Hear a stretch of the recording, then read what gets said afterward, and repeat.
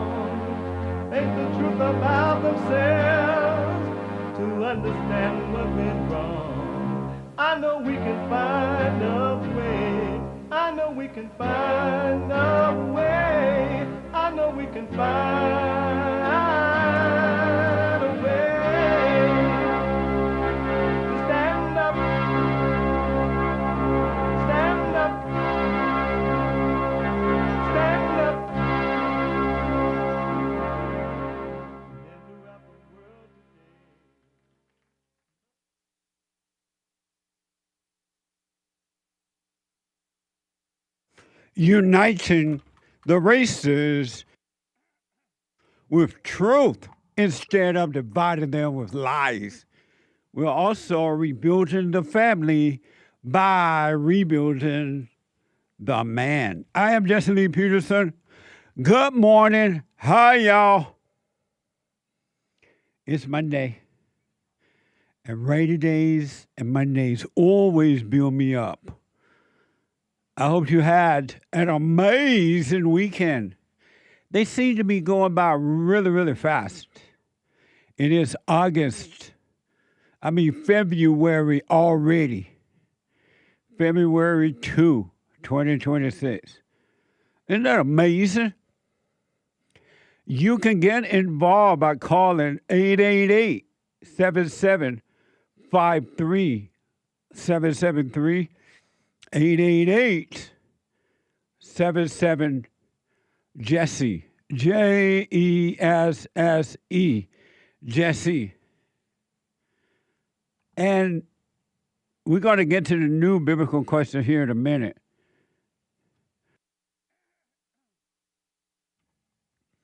In a minute, we're going to get to the brand new biblical question. We have every way that you can watch and support the show listed on jesseleepeterson.com/show. jesseleepeterson.com/show. And if you're out and about and you just can't sit and watch the show, you got to do what you got to do. But you would like to listen to it as it is happening, you can. By going to the listen line on TalkStream Live at 60 and listen on your phone. You can podcast, but then you can listen on your phone by calling 605-615-4131. 605-615-4131.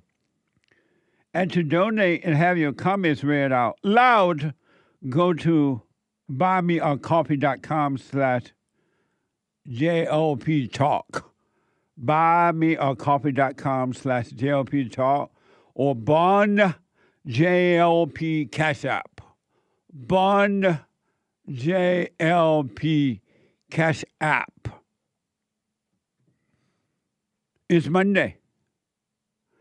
And though we take all calls, Monday is and will always be Female Monday.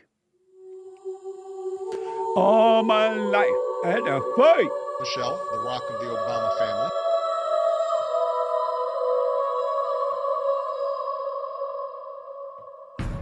I like to make men uncomfortable. All my life I had to fight. Let women take over. Some of us believe that women are getting paid less than men. I proudly say I'm a feminist. Thank you. You're welcome. Deep in their soul, they want to be home with those babies. We've been lied to for so long. What a mess. It's not physical, it is spiritual. And it's a mess. And it's getting worse for those who are not overcoming. It's getting worse for them. And that is to be expected because that's what evil does. Evil doesn't get better, evil gets worse. Overcoming evil gets better. Staying evil within yourself, keeping with evil within yourself, you get worse. Vicious, nasty, and jealous, and envious, strife, revengeful, you get worse. But if you overcome men and women, you overcome evil with good, you will get better. Good always defeat evil, always, if you let it. But if you try to fight at all, you lose. Evil is fighting evil, and that doesn't work. So last week's biblical question was, what's the difference between civil rights and human rights? I don't know. And I said on Sunday, yesterday at fellowship, which was amazing, by the way, rebuildingtheman.com/church, in case you missed it, rebuildingtheman.com/church. But I said, I don't know because they both seem to be made up. And I know a couple of the people there, some of the people quoted, life, liberty, and the pursuit of happiness is what human rights are. And so that came from the Declaration of Independence, the Constitution. They got that from the Constitution. But when I asked, well, what does that mean? Life, liberty, and the pursuit of happiness. Some people didn't seem to understand that either. And then I don't think anyone agreed that there's civil rights is real. I don't think anyone believed that civil rights are real. I think everybody knew. I may be mistaken, but everyone knew that civil rights are made up. There's no such thing as civil rights. And so life, liberty, and the pursuit of happiness may be from the Declaration of Independence. So yeah, it is. Life, liberty, and the pursuit of happiness is a well-known phrase from the United States Declaration of Independence. The phrase gives 3 examples of inalienable rights, which the Declaration said have been given to all humans by their Creator, and which government are created to protect. That's Wikipedia. Amazing. So, there you have it. Brand new biblical question. Brand new biblical question for this week. A brand new one.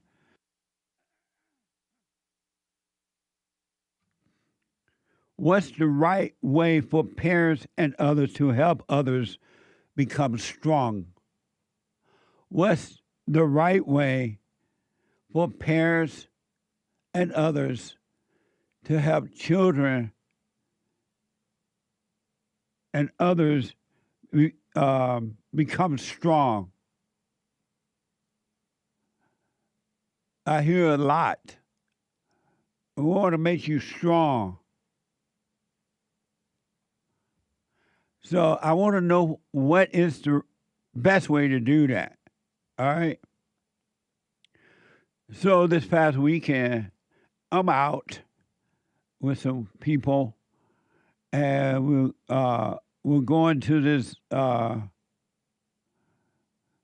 know how white people love? They have their own private club. So they were like, come on, Justin, let's go to my private club and have dinner. White people up in Beverly Hills. And so we went to this private club to have dinner. And lo and behold, they were having the Grammy. I thought it was a Grammy itself, but it was a pre-Grammy party.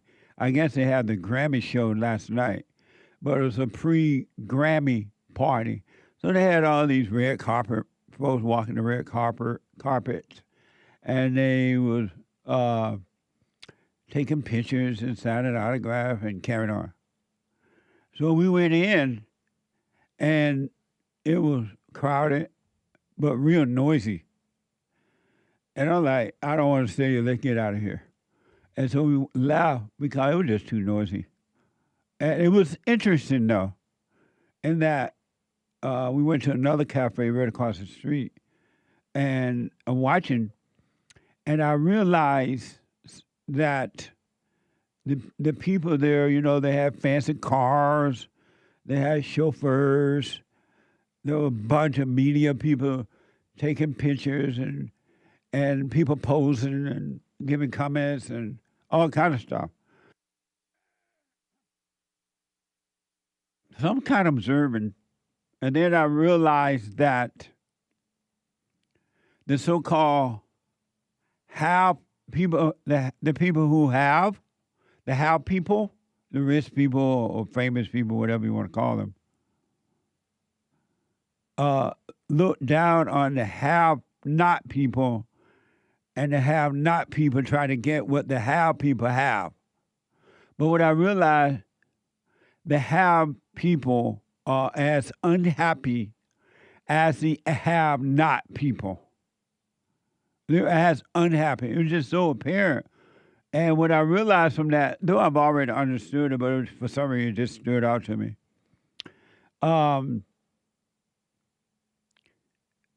Silver and gold, money and perceived power, prestige, famous, non-famous, white, black, whatever color you might be.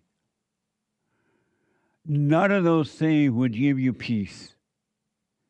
They give you a false temporary happiness, but they never bring perfect peace. And then once you get the fame, the money, or whatever it is you're getting, you got to work hard to try to keep it. You got to work hard to stay famous or relevant. And some people get to the point they make up stuff to try to be relevant. And then the people who, quote unquote, have not, they work desperately. They judge themselves. Oh, I don't have this and I don't have what they have. I'm not famous. I'm not this or that. And they're not able to be completely satisfied and at peace with what they have. Because they think in their mind that getting those things is going to bring peace for them, and it's not. Peace only comes when you give up trying and just live your life without comparison, without thinking, but just being. And it was interesting to see that. It was amazing. So I did go to that little party thing they had, and it was interesting. Amazing stuff. A spiritual battle. It had nothing to do with male or female or color. And so I guess the Grammy thing was last night. Nobody seemed to pay attention to the Grammy. At least not real people. So ABC is reporting that ABC 7 and AP News is that Don Lemon was released from jail on his personal whatever. A judge ruled Friday afternoon. Watch this from ABC 7. And David and Giovanna, President Trump's Department of Justice tried to present Don Lemon as a flight risk. They said that they want to restrict his travel just to Minnesota and New York. They also wanted $100,000 bond. That was all denied by the judge. Don Lemon will have a court date in Minnesota next month. Now, once leaving this courthouse, Don Lemon walked to cameras. This is what he said. I have spent my entire career covering I will not stop now. In fact, there is no more important time than right now, this very moment, for a free and independent media that shines a light on the truth and holds those in power accountable. Again, I will not stop now. I will not stop ever. Why you had to read that? If you're not going to stop now, you're not going to stop ever. You could have just said that without writing it down. Don Lemon was accused of going into that church there in Minnesota, doing a church service and interrupting the people doing a protest there. And it's unlawful according to other people. In case you don't know what he's talking about. But it's interesting. Why do you have to read a speech that said, I will not stop now? I have done nothing unlawful. I'm not going to give up. I'm not going to stop now. If that's what he really means, if that's what he's really thinking. Here's what he said after being released, ABC 7.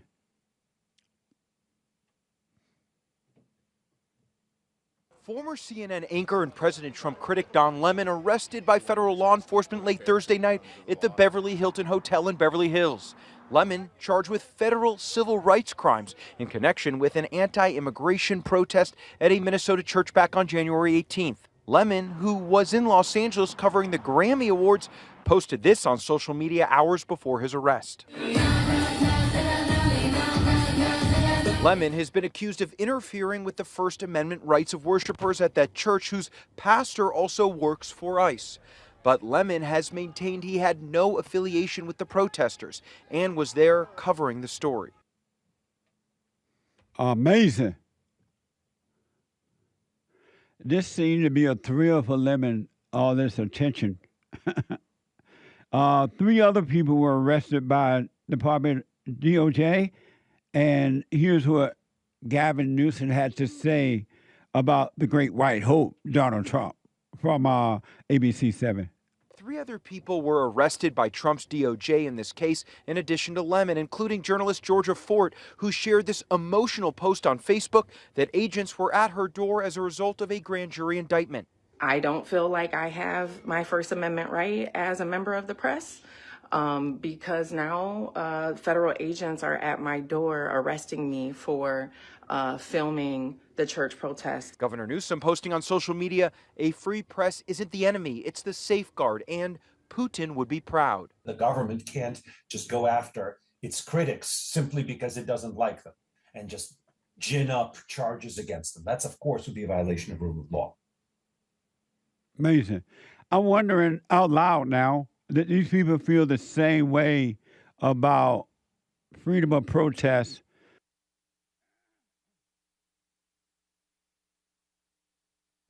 Freedom of protest when the quote-unquote January 6ers were arrested. And some of you might remember they were arrested immediately. Did these same people who think that they had the right to go into their church to protest,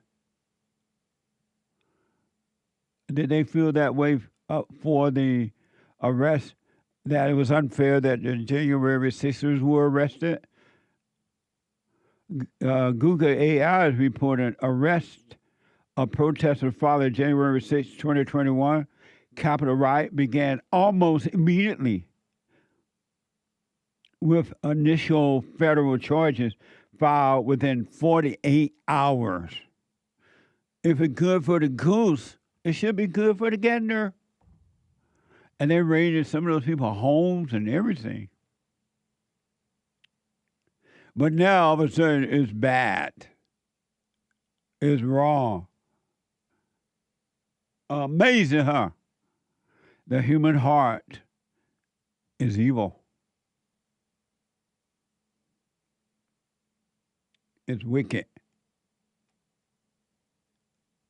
Make up your mind.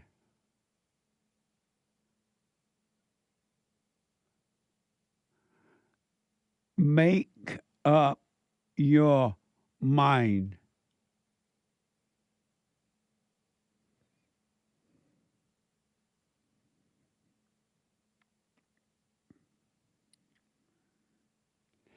Here's where, and a quote-unquote American legal scholar explained how Lemon could be found innocent. Watch this from ABC 7. Let's say he said, "Oh, I like what you're doing. Let's go and do it together. You do it, I'll record it. This will publicize it." That sounds like it could very well be a conspiracy. On the other hand, if he just happened to show up and saw that this was going to be happening and said, "Oh, I want to cover this," just as a journalist, without really any real coordination with the people who were committing the underlying crime, then perhaps probably he wouldn't be guilty. What a mess. But according to the report that they played a while back, Lemon knew that they were about to go in there and protest. As a matter of fact, he was setting up when he was videotaping about something is about to happen.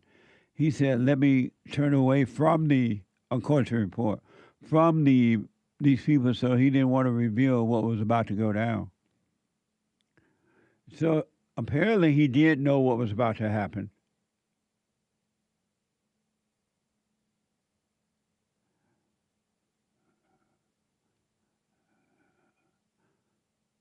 What a mess. And when Biden and those people were in quote unquote charge. Some of you might remember when the Biden Department of Justice under Merrick Garland went after parents who objected to PTA meetings for their kids being indoctrinated with the LGBT teaching. They went after those parents. Devils are fighting. Stop fighting with the devils inside of you and outside of you, inside of others. And then the light will fight and everything will be right. Let the light fight and everything will be right. Lay your weapon down. Turn the ship around. Fighting have no, unless you have to defend yourself physically, right? Other than that, there is never a reason to fight. Never.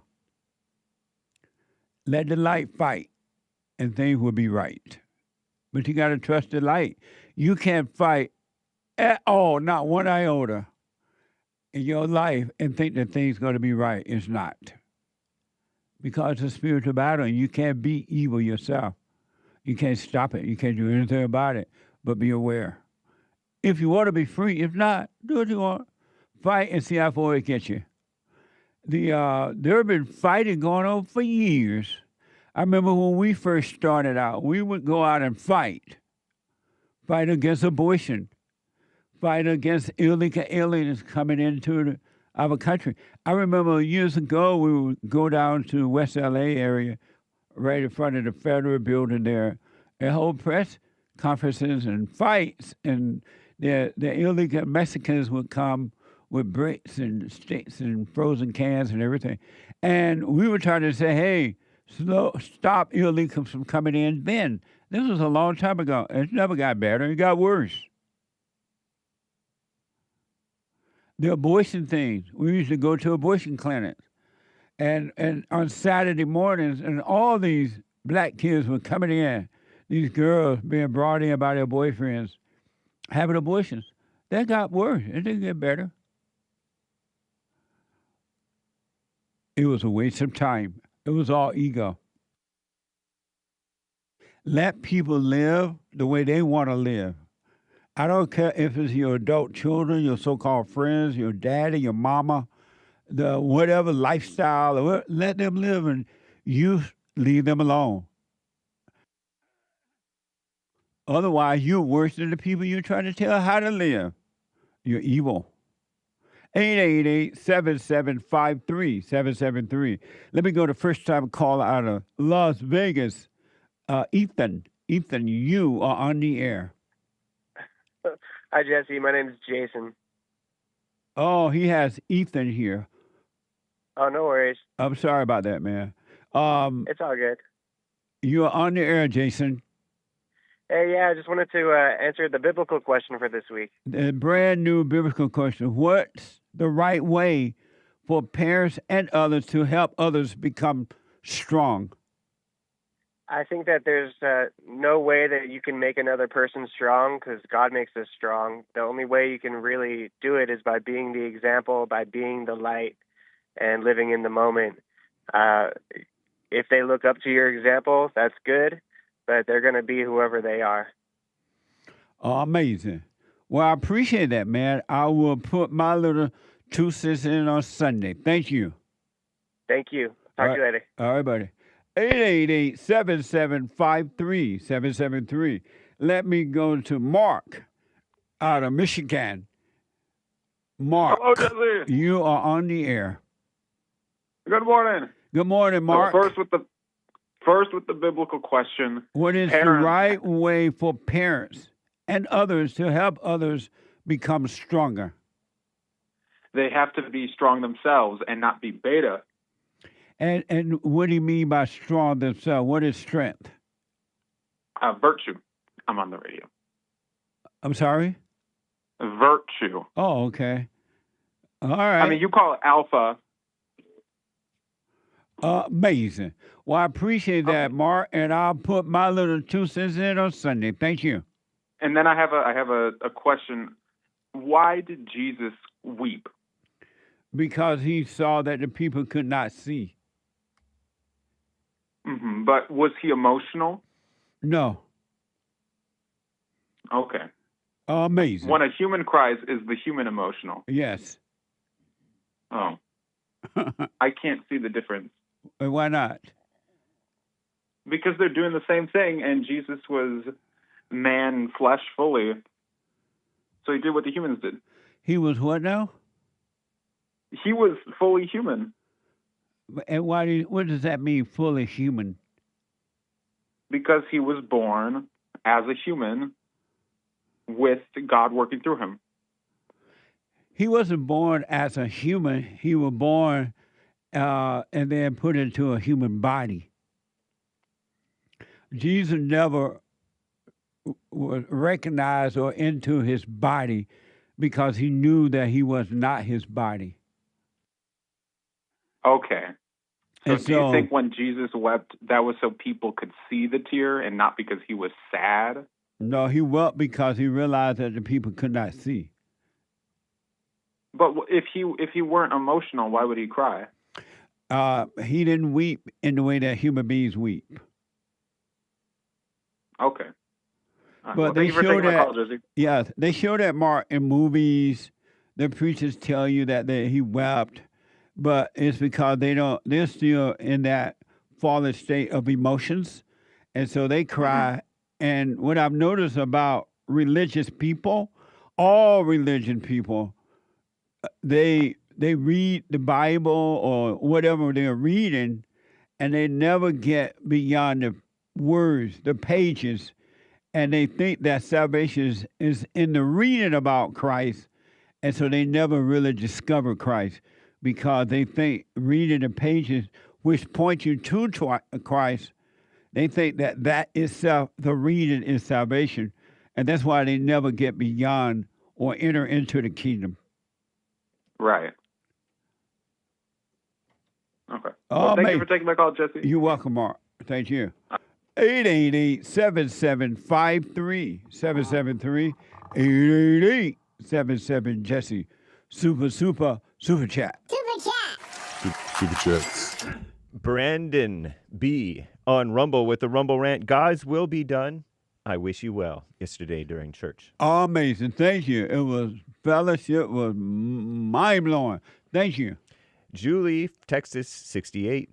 No message. Thank you, Julie. I appreciate it. A church super chat. Yeah. Joseph B. also with no message. Thank you, Joseph. Everblazer has been a member on the Bond YouTube channel for 3 months. Amazing. Thank you. JLP is standing during church again. Shocked eyes emoji. Concerned. I was like, every time I told my staff when I got to the office Sunday morning, I'm standing. Everybody went, what? So I'm like, Nick, be on the lookout for me. So the ankle baby got so much energy, he moved fast like Trump. Amazing. Faith to sight. GB JLP. I think that means God bless JLP. Thank you, Faith to sight. And we'll have to read the rest of these later, y'all. Let me take a quick break. Thank you all. Quick break. 888-77 Jesse. Back in a moment.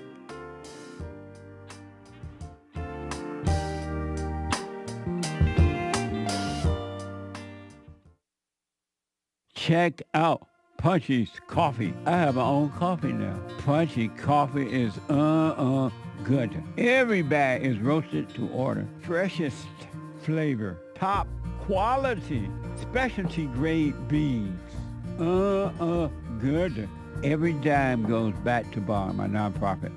And we are rebuilding the family by rebuilding the man. So when you're drinking coffee and enjoying it, just know you're helping somebody. Amazing coffee. Punchy has his own coffee now. What the? And it's so good. All the way from the plantation to my own coffee. Who would have thought?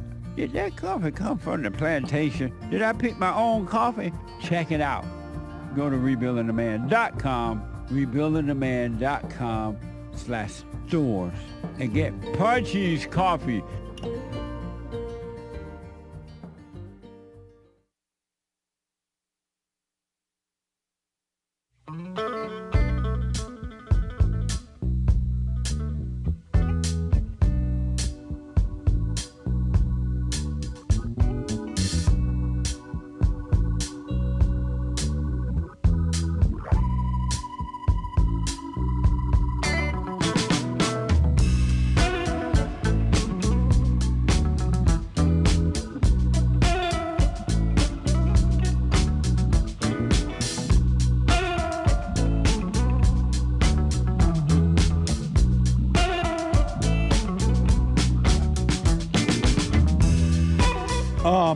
Listen, it's interesting to me how we've been so lied to about religion, about peace, about God, and who we really are. And it's crazy. It's really, really crazy.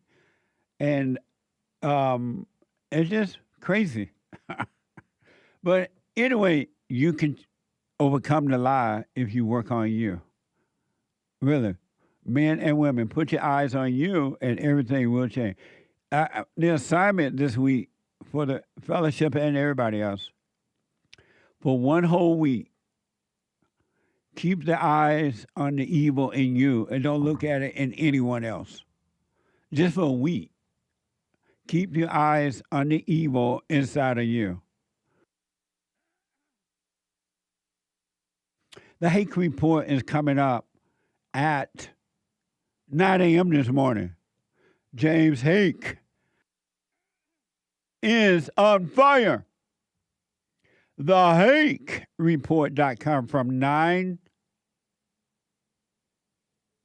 to 11 a.m. Pacific time.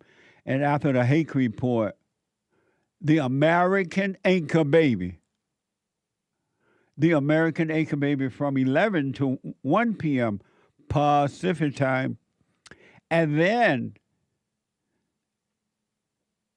check out yesterday's fellowship. You can podcast it if you were not there or you didn't get a chance to watch it as it was happening. It was amazing. Yesterday's fellowship, rebuildingtheman.com/church. rebuildingtheman.com/church. Amazing.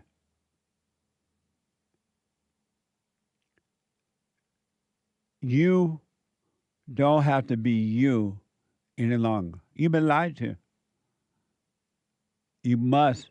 If you want to be free, you and every human being on the planet, you got to overcome the world. And you can if you go within and live from within. Just live from within and not without. Let me go to Julia out of California. Julia, you are on the air. Good morning, Jesse. Good morning. I was had a question about, I don't know, it's about the way that everybody has the right to do whatever they want, and you were speaking of that when you're talking about going to the party with your friends, and how the government, or Gavin Newsom, I live in California, and how you can have a neighbor. And people always talk about, once they start forgiving their parents and start praying the right way, the way we are, I am, you are, how is it that they made it okay for people that live right next door to you to worship Satan, and you're worshiping, not worshiping, but you're praying to God, and they're praying to Satan against you, and it affects you in spiritual warfare, and they're doing that outright in front of us. How is that? I've been through that. And how do you overcome that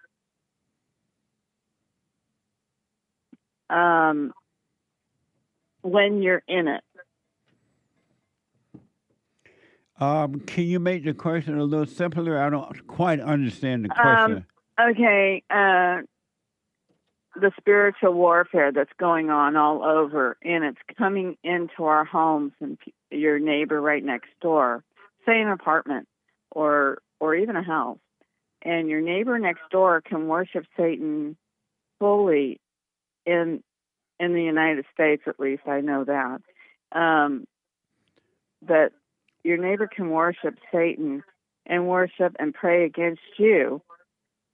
And you can't do anything about it except for deal with that spiritually, because there's nothing anybody can do for you.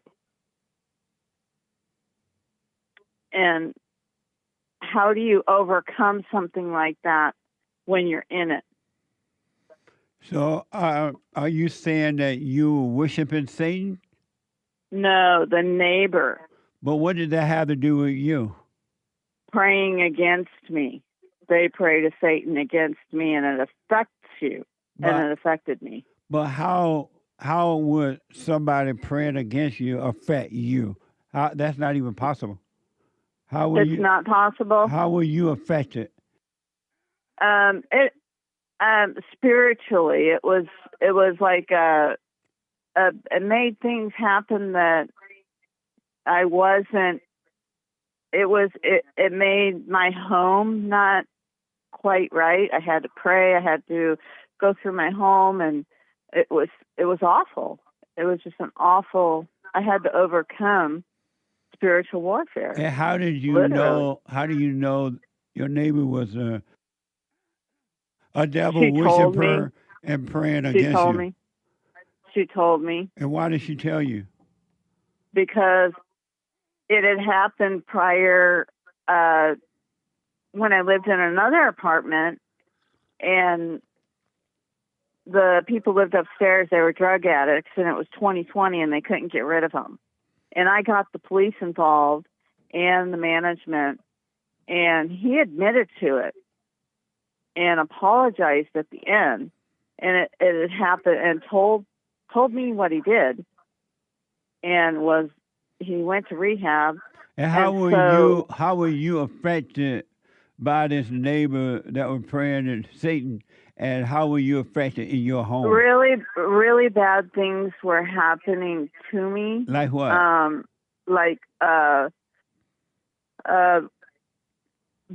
Really heavy, weighing me down when I was sleeping. Couldn't get up. Didn't know what was going on when I woke up. This was happening to me when I woke up. But that person that was praying, allegedly praying against you, had nothing to do with that. You believe that, and so that was happening in your mind. They didn't make that happen. Because she told me. But why did you believe it? No, I don't. Well, because she murdered her husband. But why did you believe that someone can pray and make something happen to you? It happened inside of you because you believed it, and they had nothing to do with it. Oh, there it is. There it is. See, and then, so that's the reason why we can't help anybody. But why did you believe it? Because she told me about things that were happening that I never talked to her about. But still, you didn't have to believe it. I was going through surgery at the time. But and still, I was you didn't down. have to believe it, because No. that's the only reason that those things was already inside of you, and when you believed it, you just brought it out by believing it. Oh, okay. Are you over all that now? Yeah. Oh, yeah. Yeah. No.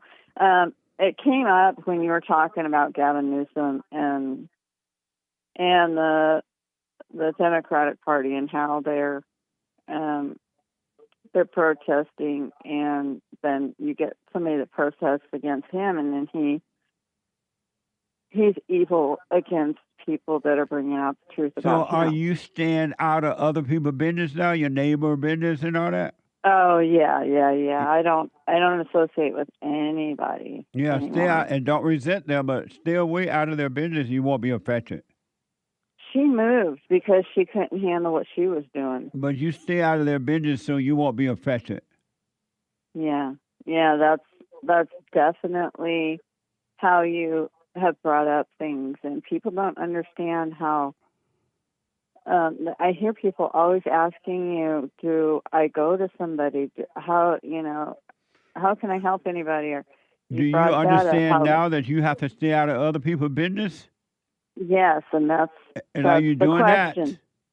Yes. Oh, okay. Amazing. Thank you, Julie. And that's the answer to your question about do parents and what's the right way for parents and others to help others become stronger? You just answered that. Stay out of their business and leave them alone and mind your own business. Amazing. I appreciate you responding to the question, and I'll put my 2 cents in on Sunday. Thank you, Julia. Be watching. Thank you. All right. Amazing. Let me go to Rick out of Hampton, Virginia. Rick, you are on the air. Good morning, Jesse. Everybody and their mama will listen to the Jesse Lee Peterson Show for knowledge today, brother. Amazing. Thank you, Rick. Man, Jesse, you remember the biblical question you asked, are we perfect? I never got the answer from that. What was the answer? What do you think? What do you say to that? Are we perfect? I said yes, but we struggle with it. That's what I said. So are you perfect? You know what? I'm going to say yes. You taking a guess? Yeah, but at least I do believe. I believe, like I say too, Jesse, but God said we can be how perfect. can you be perfect and struggle with being perfect? I guess too, how Christ loved his enemies, and people struggle with loving their enemies. So if they struggle with it, they don't love the enemy.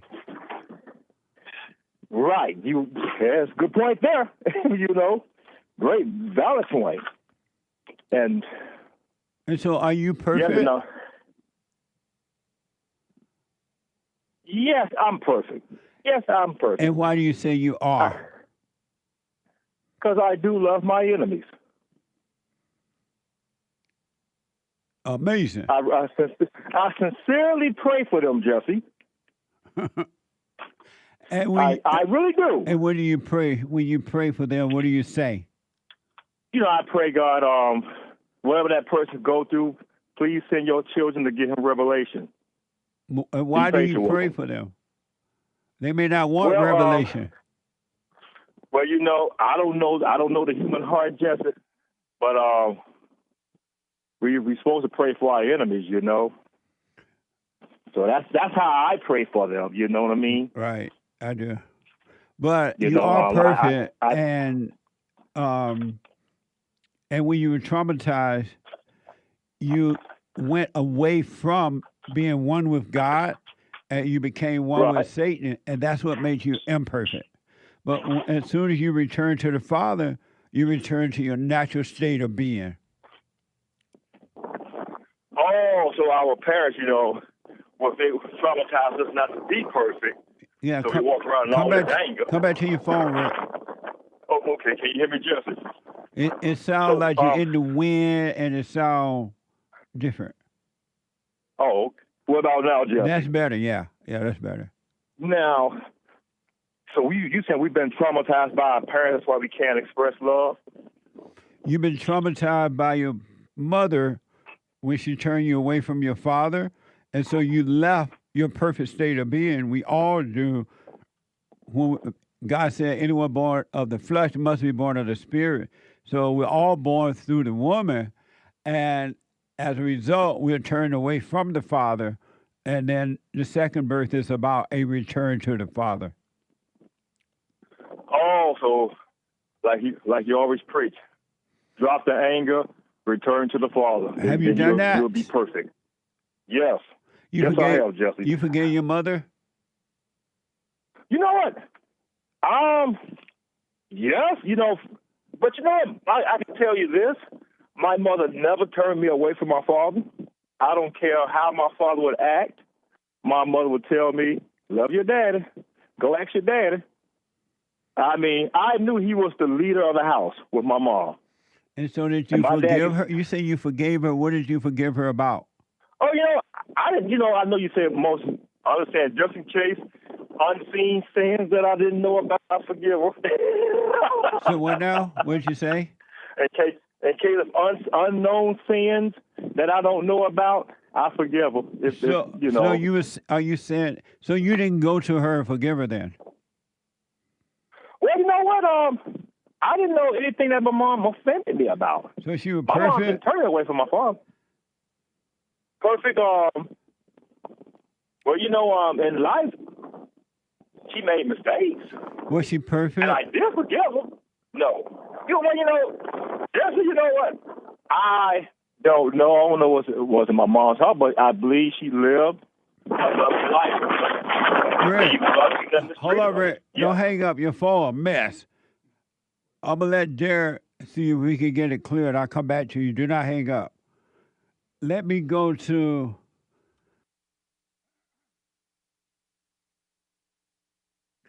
It's out of Las Vegas.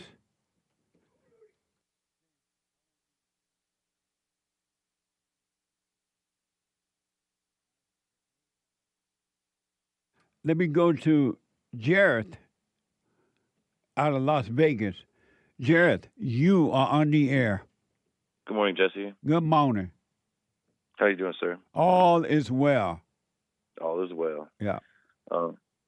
First off, just wanted to thank you for you did a cameo for my girlfriend on Christmas, and you went up and beyond. It was really sweet of you. We both thank you very much. Amazing. Check out, I do cameos, folks. They are amazing. Go to birthday shout out, whatever the shout out is. Go to cameo.com/Jesse Lee Peterson. Thank you, man. I appreciate it. I'm glad you guys are happy with it. Thank you, sir. Amazing. Amazing. It's been a while since I called into the show, and I think it's my third time on the air. And I was just telling your producer there before that I think emotionally things have changed for the better. I kind of fall off and get emotional from time to time, but for the most part, I can catch it in real time and, to the best of my ability, change my emotions or not let them consume me. But I don't know. I kind of still spiritually battle. I'm still worried about a lot of things, and I don't even know where to start, except for I can't really feel like I'm getting my life started. I've just been bounced around from state to state, from relationship to relationship. There's a lot of broken homes growing up, and I kind of always attribute my lack of self-esteem and motivation to my lack of foundation growing up. And I kind of wake in fear. I struggle with PTSD, I would say. I don't know what my question is, except for what do I do, Jesse? What do I do? Stop identifying with the devil. Every emotion that you have, and it's not and I'm not a doctor, but it's not PTSD. Those are evil spirits inside of you. Mm-hmm. That's the devil, and the devil doesn't want you to know who he is so that you can overcome him. But all that emotion stuff, and the world tell you it's post-traumatic stress disorder, whatever they tell you, they're lying to you, and they're covering up for the devil who will destroy you because you identify with him and thinking that those thoughts and feelings, and you're making up excuses like, oh, I moved from family to family, I had to do this, and I'm now afraid. Anyone that has anger, fear, resentment, jealousy, or anything, that is the nature of evil, and the evil doesn't want you to know it. That's what it is. This is a bit embarrassing to admit, but say someone like myself kind of feels perhaps their childhood was taken from them, that leaves me with a bit of a resentment. But there's nothing to resent. You say there's nothing to mourn. There's nothing at all. Those feelings of, I lost my childhood, or that's still the nature of evil. That is evil inside of you. The real you're not feeling that way, but you identify with the spirit of Satan and his children. And he making up excuses, and you think that those excuses that are being made up are from you, and they're not. That is the devil working in you. I promise you that. And he trembled at the idea because the devil hates human beings. He and his little spirits live inside of human beings. And they tremble at the idea you might find God. So they making up all these excuses about your feelings. They make you look in the past and say, oh, this is why that happened. They tell you have post-traumatic, and then you go to a stupid intellectual psychiatrist or doctor, and they give you medication, and they're working on behalf of the devil as well. They keep you in hell. Right.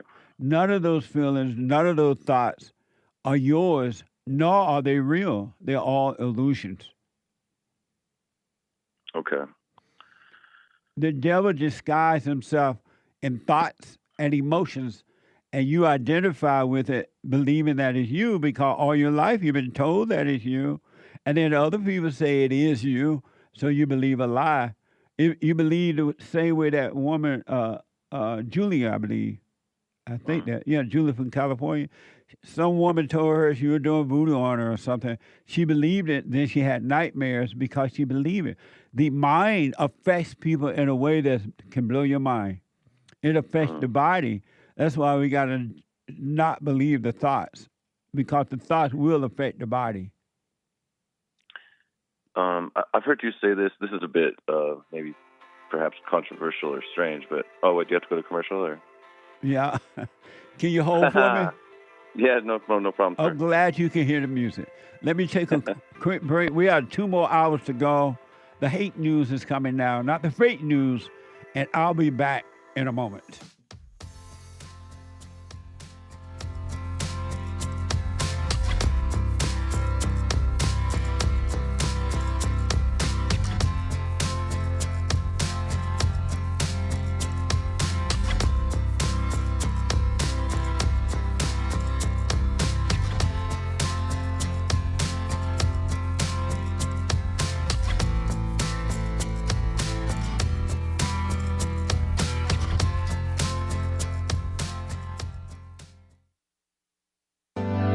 Steve, thank you for calling and thanks for holding. How have you been helped by the show? I'm going to tell you this. I believe you might go down in history as one of the greatest, if not the greatest, black man that ever lived on planet Earth, as far as I'm concerned. I don't know anybody before you that's been that great. You know, freeing the slaves is one thing, but you've been freeing people of their mind, which matters, it should be anyhow, to you more than anything else, because with the mind not being right, there ain't nothing else going to happen right anyway. If you can doubt every thought, because you're not your thoughts, if you can doubt every thought, knowing that you're not your thoughts, you don't create them, they're not from God, that they're from the deceiver, the great deceiver, Satan. If you can doubt every thought, you can be free, just like that. At an instant. Bring every thought into captivity. It's so amazing.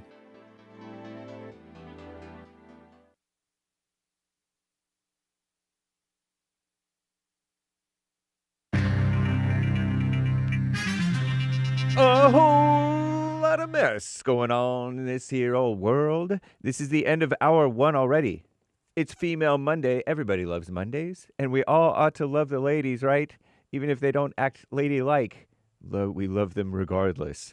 It is the 2nd of February, a Groundhog Day, AD 2026. Punxsutawney Phil emerged, I guess, from his burrow today to predict whether we were in for an early spring or 6 more weeks of winter. And according to far-left extremist silly outlet AP, I believe, he predicted 6 more weeks of winter. So hunker down, y'all, back down there. It's going to be 76 today here in L.A. Nice. But that's cold. Anyway, according to Commie Nonsense Network, that's what's going on. And there is one line open. You can call in right now, even during Hake News, not fake news, young or old. All right? 888-77-JESSE, Jesse. That is 1-888-775-3773. JLP will be right back to your calls. We'll get to more of your super chats. Thank you, guys. And some awesome stories. All right? It is Hake News, not fake news. Commie Nonsense Network, CNN reports that the famed rodent Punxsutawney Phil, whatever his name is, Punxsutawney Phil, the groundhog, is only right about 40% of the time, though. So you may get an early spring, ladies and gents, down in the snowed-in beautiful South and East, or whatever it's called. And the government shutdown, the partial government shutdown is underway. Did you know that? According to Commie Nonsense Network, CNN. And lawmakers are racing to limit its impact. The shutdown began Saturday and is expected to last until at least Tuesday, tomorrow, when the House is set to hold critical votes on a group of bills to fund the federal government. The proposed package would fund most departments through September, but provide only a 2-week extension for Homeland Security as lawmakers discuss potential reforms to federal immigration enforcement. Even a brief shutdown is already taking a toll, says Commie Nonsense. More than 10,000 FAA, Federal Aviation Administration, employees will be furloughed, and air traffic controllers required to work without pay until the government reopens. Sounds familiar? And the Grammy Awards. You heard JLP went to that Grammy party. Not very impressed, I guess. The music industry's biggest stars gathered Sunday in L.A., Los Angeles, for the 68th Grammy Awards. Puerto Rican musician Bad Bunny, making clowns of all of us. We have to say that name. Bad Bunny. I heard he's a talented musician. Took home the top prize album of the year for Debí tirar más fotos. Hopefully that's not something bad. I should have taken more photos. Oh, I thought it meant throw more photos. He opened his acceptance speech with a declaration of ICE out. Apparently he doesn't like immigration and customs enforcement. He wants non-enforcement, I guess, which drew a lengthy round of applause before criticizing the Trump administration's immigration crackdown. Rapper Kendrick Lamar from South Central LA, I guess he is, right? Compton, something like that. He was another major winner, taking home the most awards of the night, including Record of the Year for Luther, featuring SZA. Is that pronounced SZA? I don't know. The winner of the Best New Artist was Olivia Dean, whose summertime hit Man I Need went viral online. Huh. Never heard of it. Or at least not knowingly. And Epstein files. There's all this drama about the Epstein files. People way in their heads about it. President Donald J. Trump responded to a jab Sunday by Grammys host Trevor Noah. You know that unfunny guy? I don't think he's funny. Is he funny? Maybe he's sometimes funny. Trevor Noah, he's South African, but not a white South African. Maybe part white. Regarding his friendship with the late supposed sex offender, Jeffrey Epstein. Noah said incorrectly that Bill Clinton and I went to Epstein Island, he said, and he didn't go. I'm James Hake, now JLP, Hour 2. Somewhere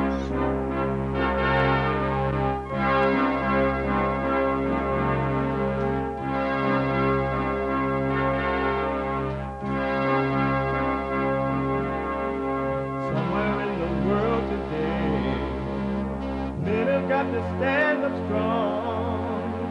Face the truth about themselves to understand what went wrong. I know we can find a way. I know we can find a way. I know we can find a way to stand up, stand up, stand up.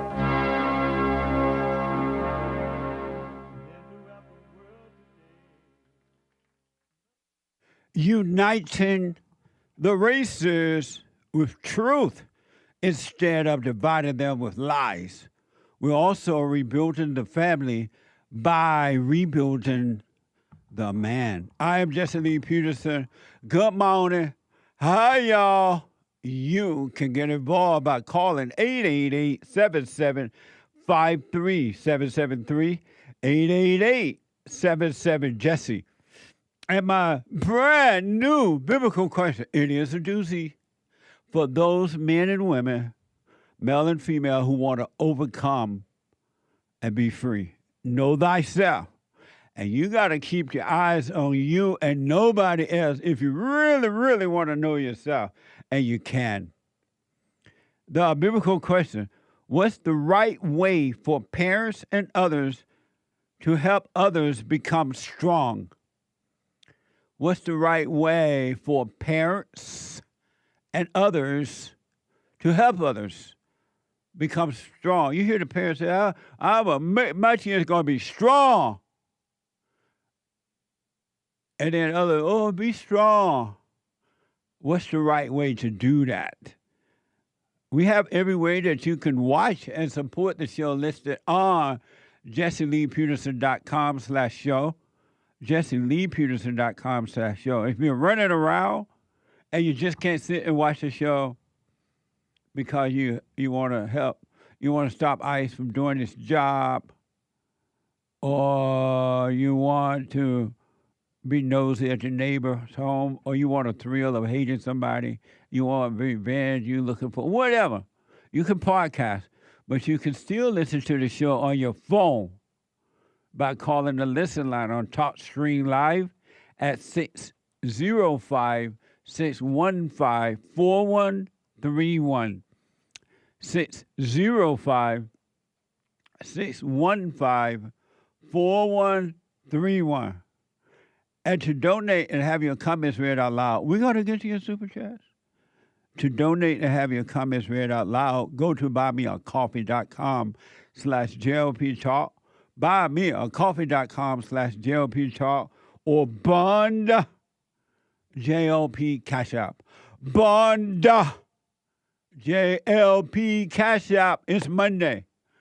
And because we love the ladies, and we take their calls as they come in, but we take all calls. But it is and will always be Female Monday. All my life, I had to fight.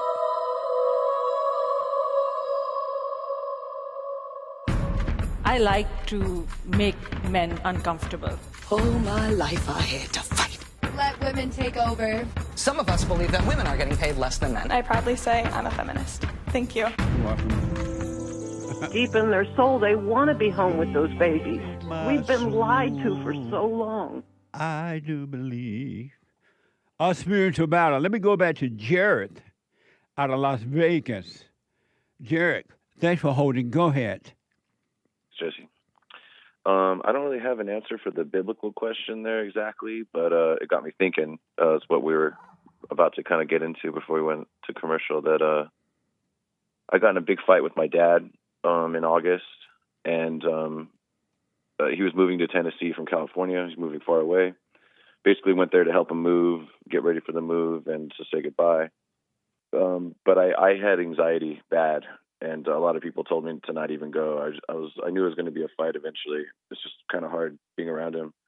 And for the first few days, I suppose, listening to you so much, it just kind of rubbed off on me. I noticed on the fallen state, anytime somebody tries to insult you or challenge you, you remain calm.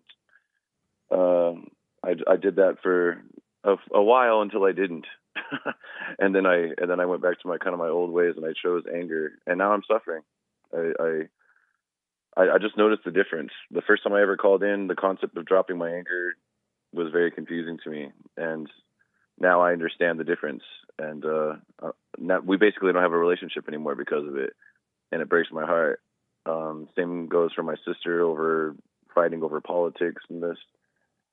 So I kind of lost a huge percentage of my family. And I've been trying to kind of piece together a broken home since I was little anyway.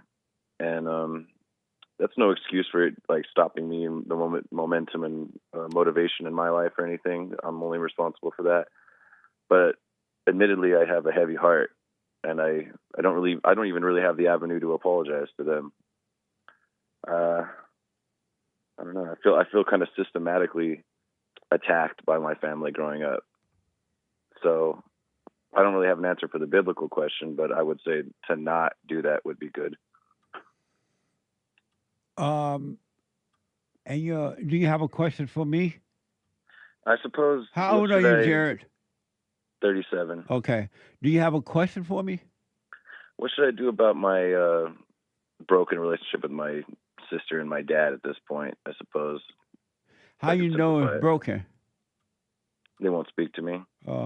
Have you apologized? Were you wrong in what you did? The way you treated them? Yes. And have you apologized to them for what you have done? I've tried. Have you apologized? No, I haven't been able to get a hold of him. But what do you mean I tried then? I sent a Christmas gift to my dad, and I also spoke to my brother-in-law, my sister's husband. So I relayed my apologies to her through him. Why you didn't go directly to him? My father won't take my calls, neither will my sister. So I've only been able to get things to them through other parties. But why would you, if you can't get them, you just can't get them, why would you involve other people in your business like that? Oh, I see. No, that was a question. Why would I? Thank you, sir. I love when you hold people to a question. I really, really do. I try not to do that with you. That's a good point. Why do I do that? No, that was a question. No, I know. Why do I do that? Because it's my only option. But that's not an option. I see. Okay. If you can't reach them individually, just realize you were wrong for whatever you did, and forgive them because they can't help themselves either, and just work on your life. You should not be involved in other family members or anyone else in your life like that. They can't do anything about it, and all they're going to do is gossip about it. That's right. Because they love the thrill of knowing that you and your family member are suffering. Evil people love thrills, and they get thrills from hurting themselves and hurting others. Mm-hmm. Yes, sir. Okay. I just that's kind of validating to just kind of confirm that. I could imagine what you would say normally, but it's nice to hear actually. And I call in because so many callers who call in, end up helping me just by being a listener. I learn from listening to other people's calls. So. Are you doing the silent prayer every morning, every night? No. Not every day, not every night, sir. So then how are you expected? I can't help you. No other human beings, no nothing. People, place, or thing cannot help you. How do you expect to be helped to overcome evil if you don't stay present with the helper? I don't know. I'm not. I actually don't know. I was going to ask, I've heard you, this is a bit controversial, but how will you get help? I'm telling you, I'm pointing you to the source I had to go to overcome evil. And it works when you stay present with him. How you expect to be rewarded with good if you don't stay present with good? I'm not expecting it, I suppose. So then why are you complaining then? Why are you unhappy if you love being unhappy? I see. Why am I? I guess I didn't realize that I love being unhappy. I remember I used to meditate a lot when I was in my early 20s, what I would call meditation, basically a silent prayer. And I felt more at perfect peace, of course. I did very much. And I guess now what frightens me about it is when, you said evil people love thrills. Maybe I'm just used to thrills as opposed to joy. Yeah, you love those thrills. That's why you won't leave. You won't abandon them. You love the thrills. You love the thrill of arguing with your father, arguing with your sister. You love the thrill of contacting your family member, involving them. You love the thrill of being miserable, jealous, envy, and strife. You love it. Otherwise, you would just drop it right now. But you love it. Mm. You love the thrill of feeling sad and feeling afraid. You love the thrill of not doing the silent prayer so you could be one with darkness. Otherwise, you would drop it if you didn't love it. I wonder what you think of this, because to me it's a bit vague. I've been homeless at times. And then other times I was a touring musician and stayed at, really fancy houses and fancy restaurants and things like this. And I couldn't really tell the difference between being homeless or successful. The state of well-being inside was the same. So I kind of fear, like, putting all my effort into the silent prayer, doing everything right all the time, and still feeling pain, still feeling the pain within. And that who frightens me. fear that?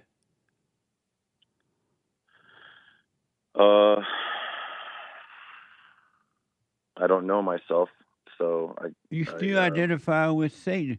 Fear is the nature of evil. Anyone that has fear is evil. And they identify with the spirit of evil, with the devil or his demons. Okay. Fear is not real. I see. And God made it clear. He said, fear is not of me. So that means it has to be from evil. Everything about you is evil. There's nothing good about you because you won't let good destroy the evil. You won't stay present. And you got a bunch of excuses why. Which is still evil. Evil make up excuses for you. And it sounds like you, and you believe them, you become emotional, you believe it. Okay. I get so emotional, baby, every time I think of you. Oh, thank you. We love when you sing. We love when you sing. What I'm so now? happy I got a song. I recommend, because of time I got to run, but I recommend if you want to be free, you got to become a watcher. Watch those thoughts and feelings. Don't argue with them. Don't fight with them. Don't fight with other people because they have the same demons and two devils will be fighting. Don't fight with them. Be aware of what's happening inside of your imagination and emotion, your body. You're not the body. And just be aware, let the light fight, and everything will be right. It will be right. I promise, but you got to get serious and stop playing the game with yourself. Okay. I'll listen to this back. I'm taking it to heart. All right. Let me know how it goes. Thank you, Jesse. You're welcome, buddy. 888-7753-773. Let me go to first-time caller Aaron out of Massachusetts. Aaron, you are on the air. Hello, JLP. How we doing this morning? All is well, Aaron. That's great to hear. I want to congratulate you. I haven't been keeping up with the show as of late, but your appearance on the Sam Hyde show was top tier. I loved it. It was a good bang for my buck watching that and that interaction. I'd say out of you and Sam Hyde, you're both in my top 5 black people to ever exist. Is Sam Hyde black? No, it's a kind of an in-joke within the community, though. Oh, okay. I enjoyed it. I had fun. It was lots of fun doing that. Thank you. Right. So as for the answer to your question, what's the right way for parents and others to help others become strong? I would say getting the children involved in community building at a very young age can help them. Growing up, I was part of this program called 4-H. It was like a agricultural thing. I remember 4-H. I used to be a member of that, too, when I was in high school. Yes, sir. Are they still around? They are still around, I think, in pockets across the U.S. It was a big thing in the Northeast where I'm from. Oh, okay. So, yeah, I think if we can get children involved in that, community building, friendship, combining efforts in like an agricultural setting, through work you will know all things, I believe. So that's how you help parents and others to help others make them strong by getting involved in community building, you say? Yes, and through the church as well. I think that's a good starting point. That doesn't necessarily fix all the woes that the fallen nation of America is in currently, but I think it is a good starting point. Right on. Well, I appreciate your response to that, and I'll put my 2 cents in on Sunday. Yes, sir. Okay. I also had a follow-up question concerning all that's come out in light with the Epstein files. I would like to know your position is how do we get those who worship ancient Babylon to face the sword? How do we draw out this prevailing evil and bring it to light? I mean, as of lately, it's been coming into light, but I think, what can the people do in the nation of God in America? They can stay out of other people's business and work on themselves, because what other people do has nothing to do with another individual, and you don't have a right to judge them or tell them how they should or should not live. I see.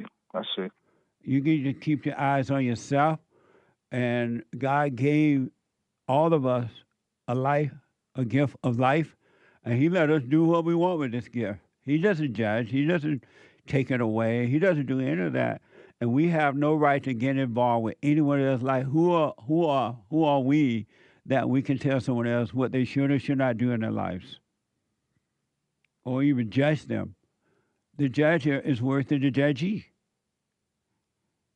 I can see that being true. Well, are we not all children of God? Shouldn't we hold other people accountable if they're not living up to His standard for life? But who gave you the right to hold someone else accountable? Well, I thought of it could be God-given right. God doesn't even hold them accountable. How did He give you the right to hold somebody else accountable when He tell you to stay out of their life, out of their business? You can't even hold yourself accountable. I see. Well, I think something's got to hold evil accountable, don't you think? That's the job of the Spirit of Truth. You can't even hold evil accountable. Are you able to hold evil accountable? In my day-to-day life, I'd like to think so. But how do you? That's only through God. How do you hold evil accountable? I stay away from things that can harm myself and my loved ones, I'd say. But you don't, because evil is inside of you. How are you going to stay away from it? Evil rule over you until the light takes over. And most people never let the light take over. So you can't even control the evil in you. How can you stay away from it when it's inside of you? And how would you control evil in you when your eyes is on other people and what they're doing or not doing? Well, I think it affects our home. I think it affects everything about our right to walk with God and walk into God's light. If you think what affects that? People who are in a prevailing evil theology and want that to kind of but how can overlap that affect you when the kingdom of heaven is within? And if you live from within, how can you be affected by anyone or anything from without? Well, our children could be kidnapped for one, in worst case scenario. And, but your children not being kidnapped. Not currently, right? And so, why are you thinking about something that's not even happening? I guess I'm just I just have an internal catastrophe mechanism, JLP. I think I'm just kind of affected by the woes of the world and the fallen state. But I see what you mean. It is inherently evil to dwell beyond what you can't control. Am I understanding that right? Why don't you overcome evil so you can find the truth? Why don't I? Yeah. Oh, well, I'm a man. God made me a man, so there's only I have limited knowledge and experience. I think I should. Why don't you overcome evil? Why don't I? Yeah. Okay, this is one of those circular questions that I'm going to be a hole in. What do you mean? I think because it feels like a trap, JLP. The question feels like a trap. How does it feel like a trap? It's just a question. Why don't you overcome evil? Why don't I?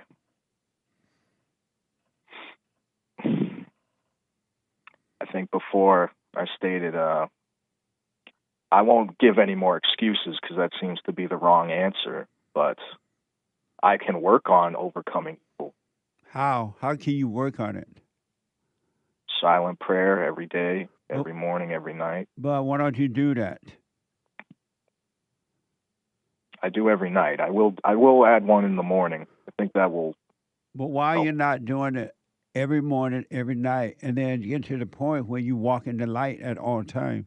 Why you're not working on you instead of thinking about Epstein? Well, I guess the ego is trapped into the state of the modern world.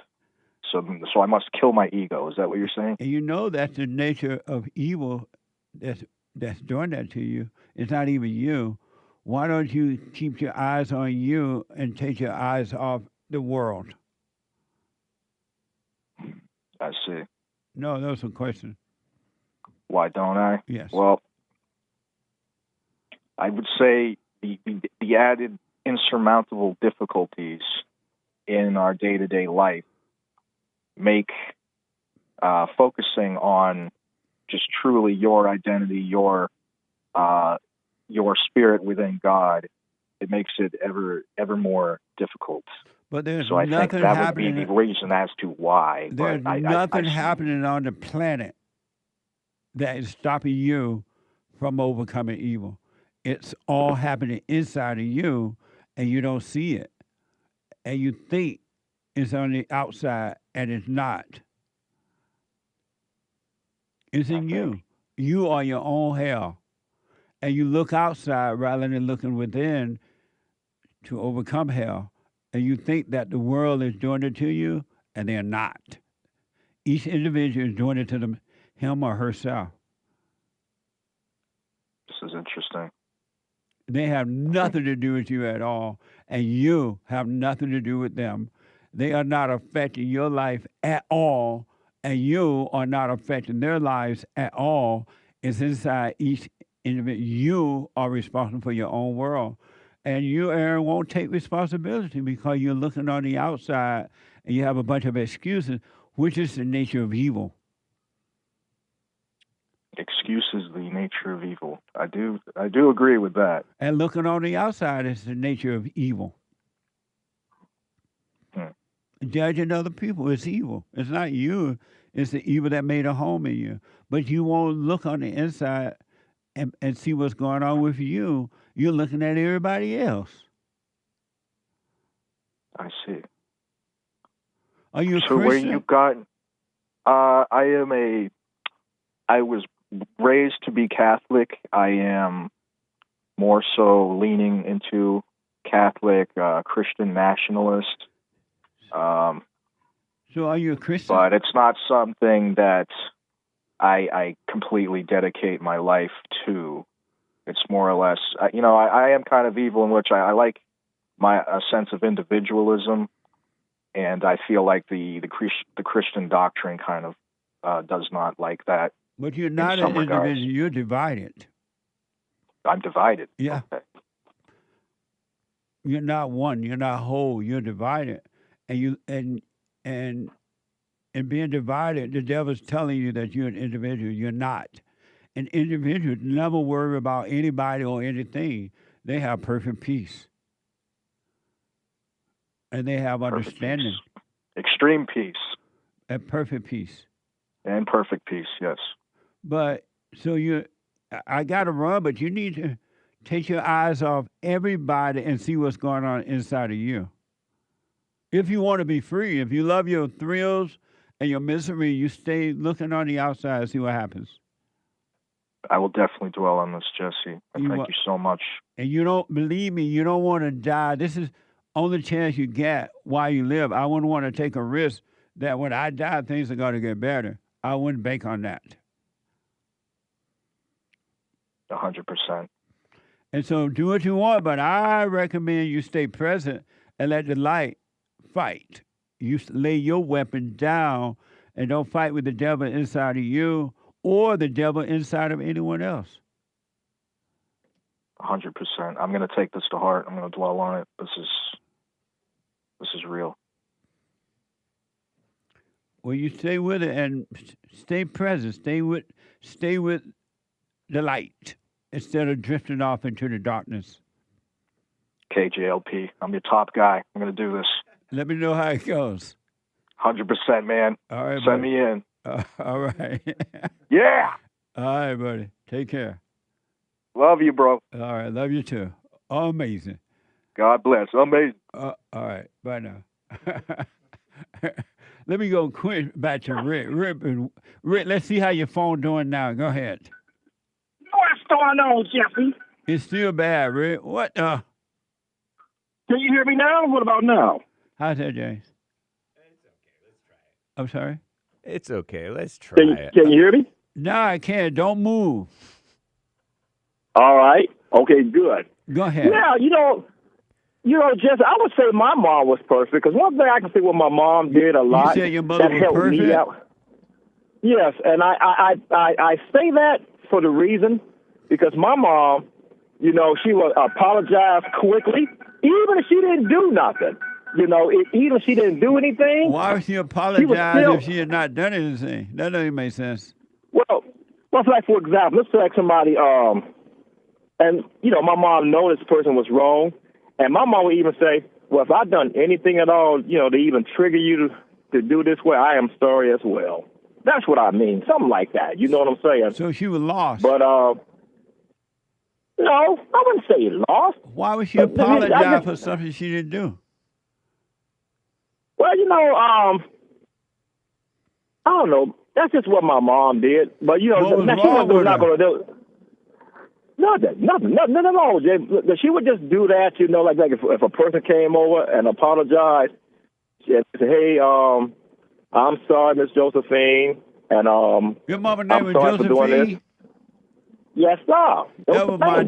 That was my daddy's second wife named Josephine.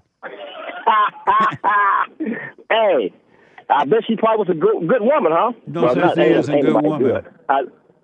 She was a nice woman, wasn't she? No such thing as a nice woman. Oh no. But anyhow, but my mother was very loving. So you saying your mother was perfect? Yeah, I'm gonna say that. My mother wasn't like a lot of these mothers. Okay. I got to say, my mother did me pretty good, Jesse. I mean, she never turned me not 1 ounce from my father. Okay.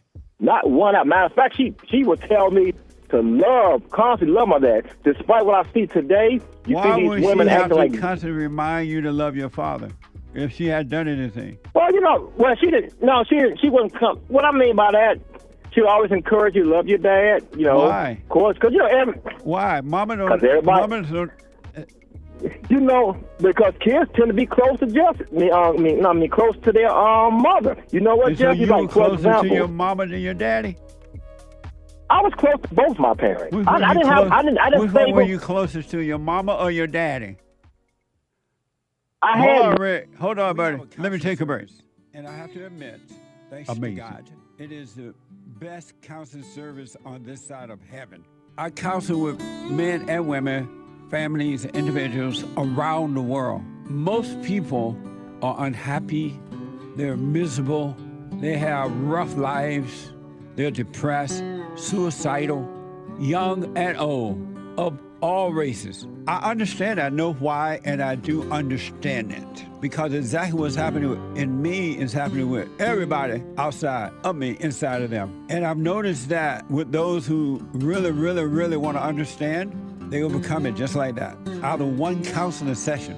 If you need counseling, you can go to rebuildingaman.com or call 800-411-2663. 800-411-BOND. Best counseling service on this side of heaven.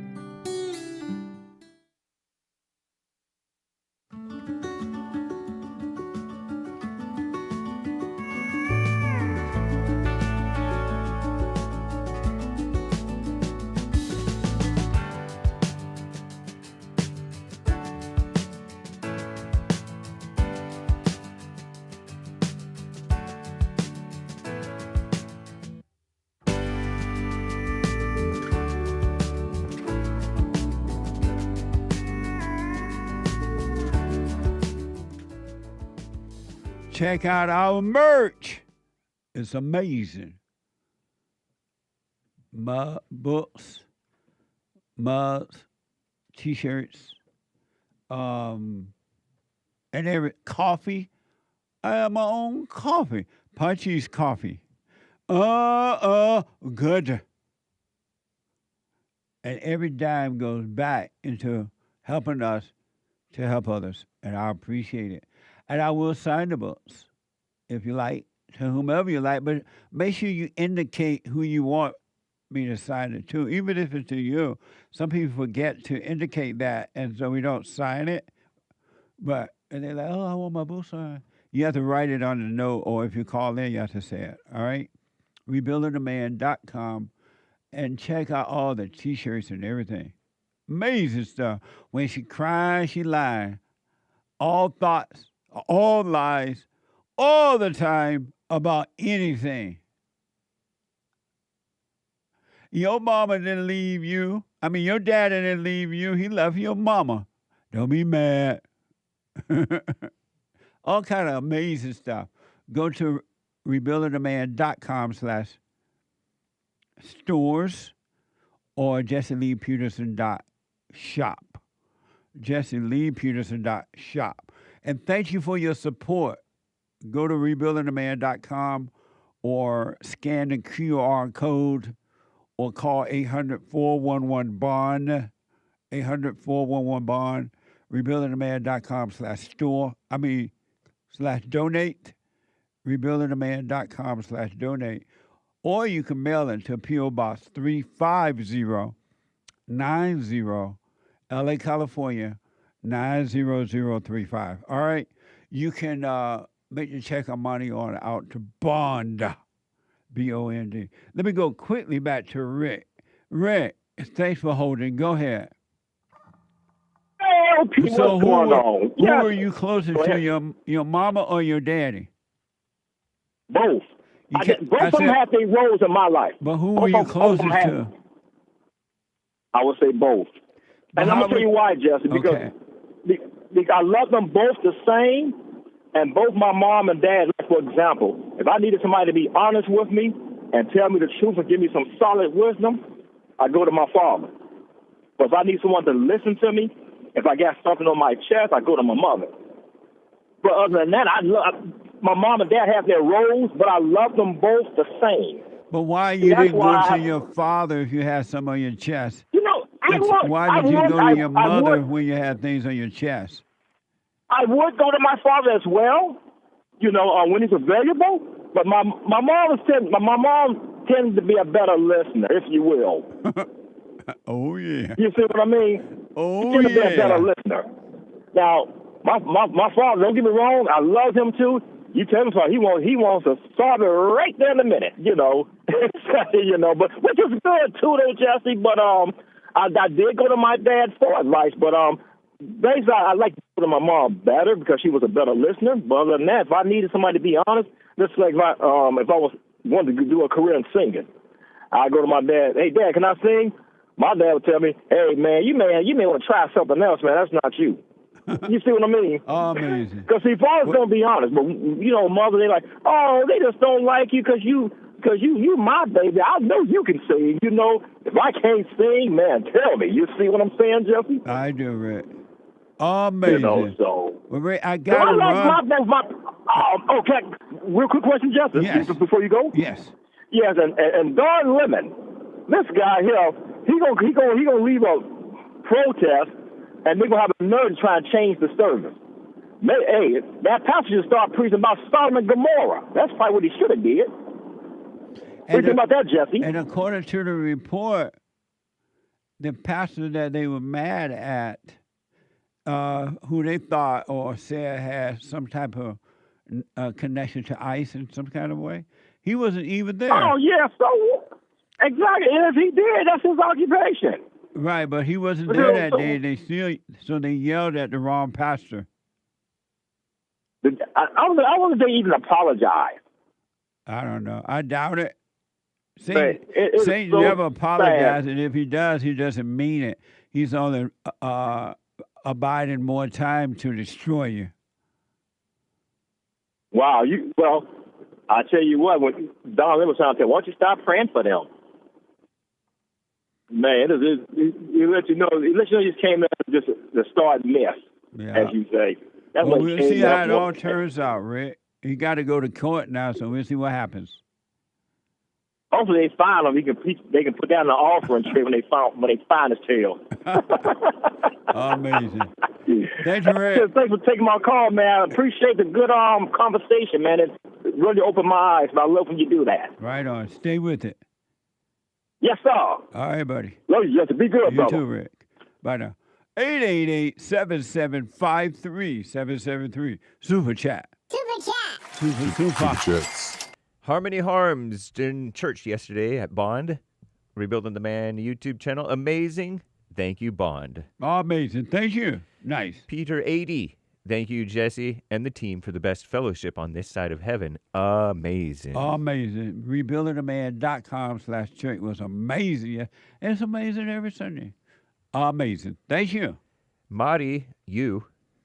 Hope you guys are safe. Much love. Love you guys. Thank you, Marty. You. I appreciate it. Right on. Coconut meat with a flying superhero gloved headband pair with legs and arms. Amazing.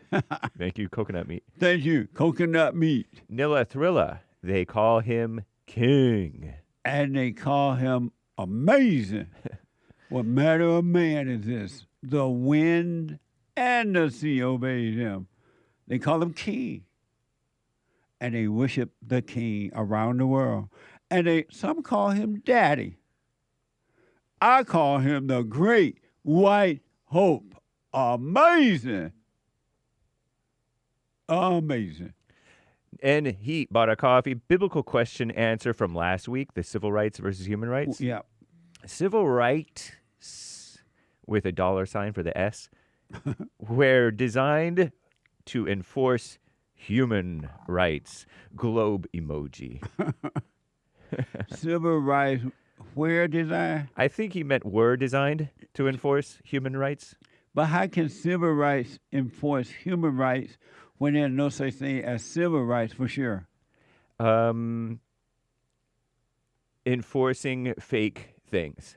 Oh. You know how the government does that. Yeah, for sure. That's what he meant. I'm quite sure. Very good point. Thank you. Thank you, and Heat. Yeah, from the D. 5 coffees. Also now a member. Thank you. Thank you. On buymeacoffee.com/JLP Talk. Amazing. Hey, Jesse and crew, I found out today that ICE is in Michigan, Detroit area. And ICE, baby. And I'm happy about this, says Yeah. Me too. My coworkers are tripping out. I said to them, the illegals got to go. They agreed, but replied, this has to be done the right way. I said, quote, what's the right way? Question mark. After a little back and forth, I found out they don't understand what's really going on. I truly understand everything that you say about people being blind and just can't see. Yeah. Love y'all and keep up with all you do.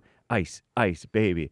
Ice emojis, heart emojis. Thanks, hands. Ice, baby. Thank you. Amazing. Thank you, yeah. And I'm glad they're in Michigan. We need them all over the country and just clean up this mess. Much appreciation. And if the people didn't get in the way, there would be no hurt. They wouldn't be getting hurt. They going out there trying to stop the law. And when you fight the law will win. Amazing. Thank you. Yeah, thank you for that update. It's fun. It's kind of cool to know what's going on. Yeah. Lori bought a coffee. Jesse, I see the evil mama spirit is still in me. The more I interfere with my family's life, the more problems the evil in me causes. It only seems hard to drop playing mama because I still identify with being a mother. Yeah. I needed to hear church. Thank you. Stop calling it you. Don't do anything that it says, and don't fight with it. Just be aware of it, and the light will fight for you, and things will be right. Amazing. Thank you. Eric, 5 coffees. In response to the BQ, what's the right way for parents and others to help others become strong? Yes. Admit you're evil. Admit you're wrong. Parents who can't see they're evil raise blind children. Amazing. Thank you. Thank you, sir. Marilyn. I'll put my 2 cents in on Sunday. Mason Fellowship, Jesse. BQ answer. What's the right way for parents and others to help others become strong? Leave them alone and let them suffer so they can seek truth for themselves. Amazing. Thank you. I'll put my 2 cents in on Sunday. 3 from Tom. In Genesis, Joseph says... Tom like a mug. Joseph says to his brothers who betrayed him, "You intended to harm me, but God intended it for good." What does this mean? Does God use things that happen in our lives for a greater purpose than we can see at the time? Nope. God doesn't use evil to prove anything. Amazing. Thank you. Kevin on Cash App, Kevin S., have an awesome day. Thank you. You too. And thanks for your support, Kevin. Amazing. Joe C., welcome JLP show member on the YouTube channel. Right on. Thank you. Amazing. April RM, been a member for 8 months on JLP channel. Thank you for all you do, heart. Thank you, April RM, and thank you for helping us to help others. I really do appreciate it. Coconut meat with a controller that's personified, saying noob, a game controller. Right on. Thank you. Very nice. Amazing. Commander Kim on Rumble, church rioters blocked parents from retrieving their kids. Panicked moms ran out the back with children and fell with injuries. Kids thought they were about to be executed. Media silence. Yeah, I saw that on the news. I believe it was on Jesse Waters' show. I saw it. Amazing, man. Evil is real. Heaven, earth ain't heaven, and human being ain't God. Amazing. Thank you. Mr. Pink Build's been a member for 8 months on JLP. Hake thinks he's black when he wears that shirt. Jesse thinks he's orange soda. What Don Lemon thinks thick-rimmed female glasses make him smart. What shirt? That one? Yeah, this shirt. What did that say? It's National Park. Yeah, National Park Services, 100 years, something like that. 50 years, whatever. Oh, don't look at that. Don't look at me. You wipe your nose on your hand? Oh. And then rub it on your pants? No. He did. It's normal. When you sneeze, I've even seen girls do it, ladies. You sneeze on your hand, and then you rub your jeans. Amazing. Anyway, Chuckin' Jivin'. You have allergy or something? Yeah, it feels like it's allergy season. Oh. Although, anyway. Okay. Chuckin' Jivin' TV, Hotel, Motel, Holiday Inn. Jesse in a fallen state. Small smile emoji. Amazing. Thank you. America First, hashtag. Good morning, JLP and crew. My dream team, JLP, the Hake Report, and others. Bring them back. Kidnapped him if y'all got to LOL JK. Thank you for the wishes. Thank you. What they doing over there? Well, we need them over here. Bring the boys home. Bring them back alive. Bring the boys home. Bring them back alive. Sometimes love is letting go. Chris. Amazing. Thank you. Let the light fight and everything will be all right. Musical note emoji. Lay your weapons down. Turn the ship around. Jesse spitting, yo. Someone get him a beat. Amazing. Good timing. Thank you. Andrew T. from Derby, UK. Dumb Lemon has finally fell from the tree. Maybe Mad Max Waters next. God bless America. Best wishes from your #1 fan, Andrew. Thank you, Andrew. Amazing. I appreciate it. Andrew, our other top guy. Andrew. I got to stop there. We'll read the rest later, y'all. Amazing. Thank you kindly. Amazing. Let me go to DION out of Southern California. DION, you are on the air. Good morning, Jesse. Hey, DION. Hi. I had called you a couple weeks ago at the last 1 minute of the show. Okay. And I didn't get to talk much, but I just wanted to, check in. I called back in back in July, I had broken both of my hips, and I was in the hospital. And I called you. And I was just like, man, I was kind of like, dang, this kind of sucks. And you kind of just told me like, oh no, you're in a good place. You're in the perfect place. And you know, I mean, I know it, but you know, you don't really know it till you're there, you know.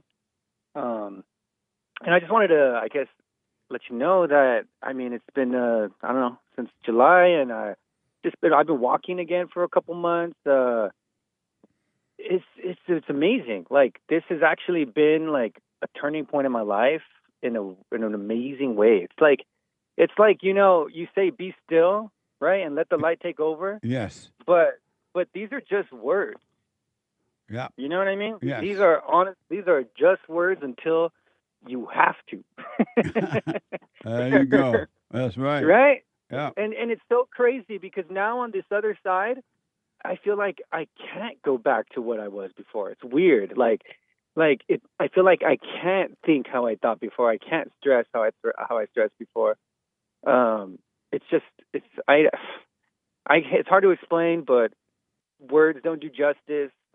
But people just need to just sit still, man. People just need to sit still and shut up, and just you'll see that like everything is right for you. Life is for you. Yeah, that's right.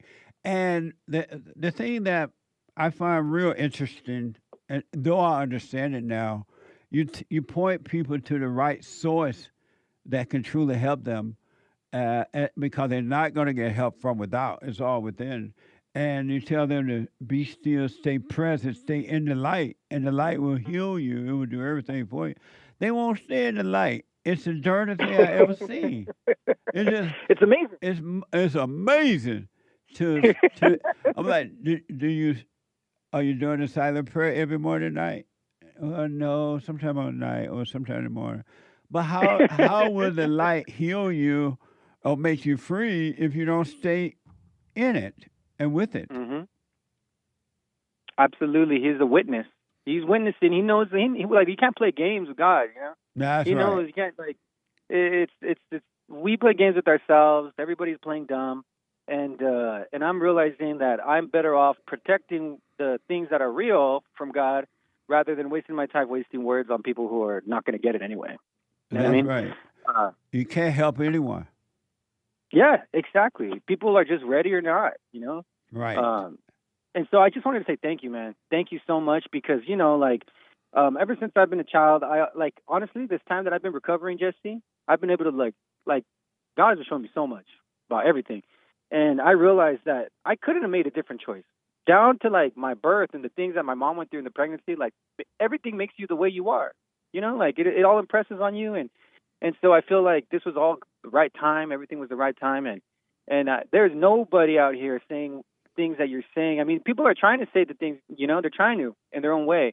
But I just want to say thank you, man, because you are like a beaming light with this message, a beaming light that cuts through the noise big time. And only those who are with ears to hear are going to get it, to be honest. Let those who have ears to hear. That's it. Absolutely.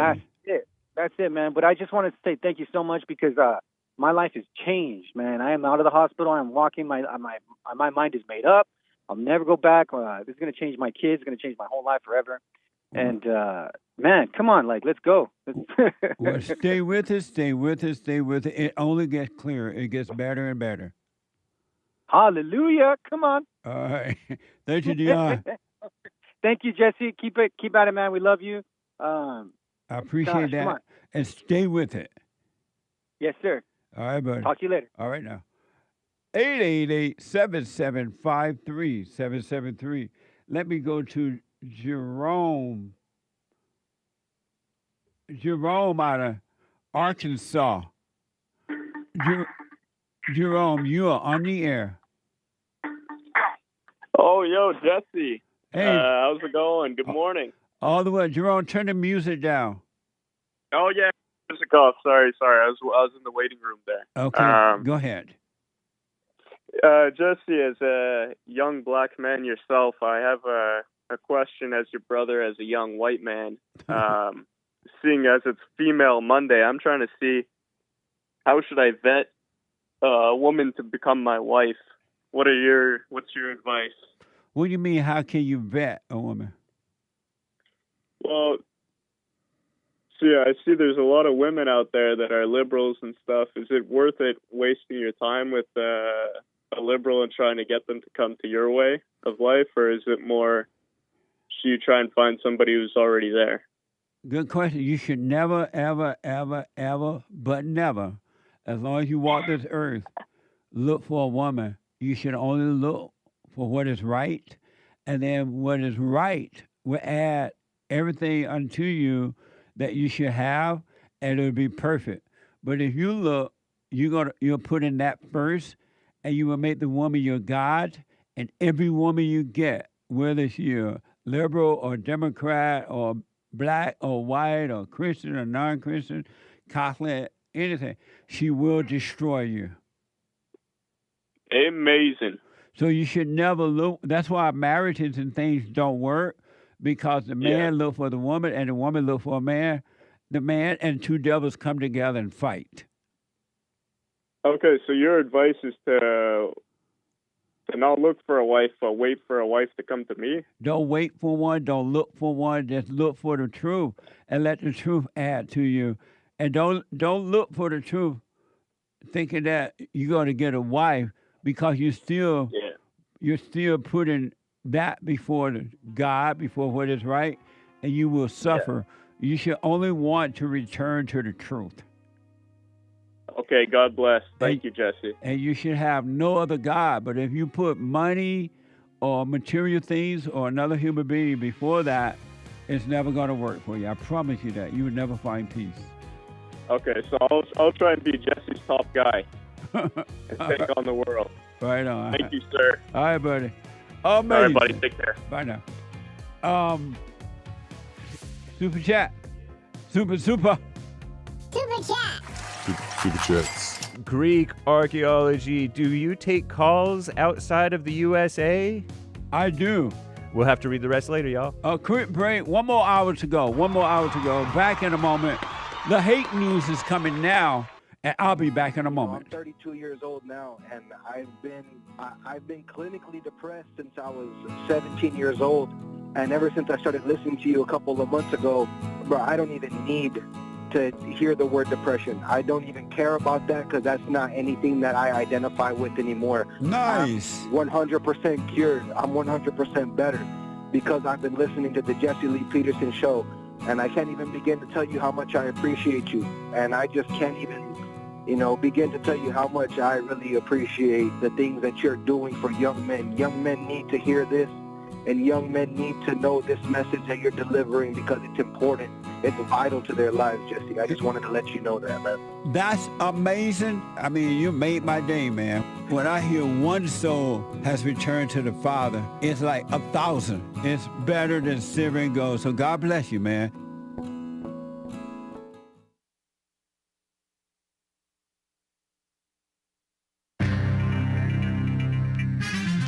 Exciting stuff going on in this here old world. This is the end of hour 2 already of the Jesse Lee Peterson show.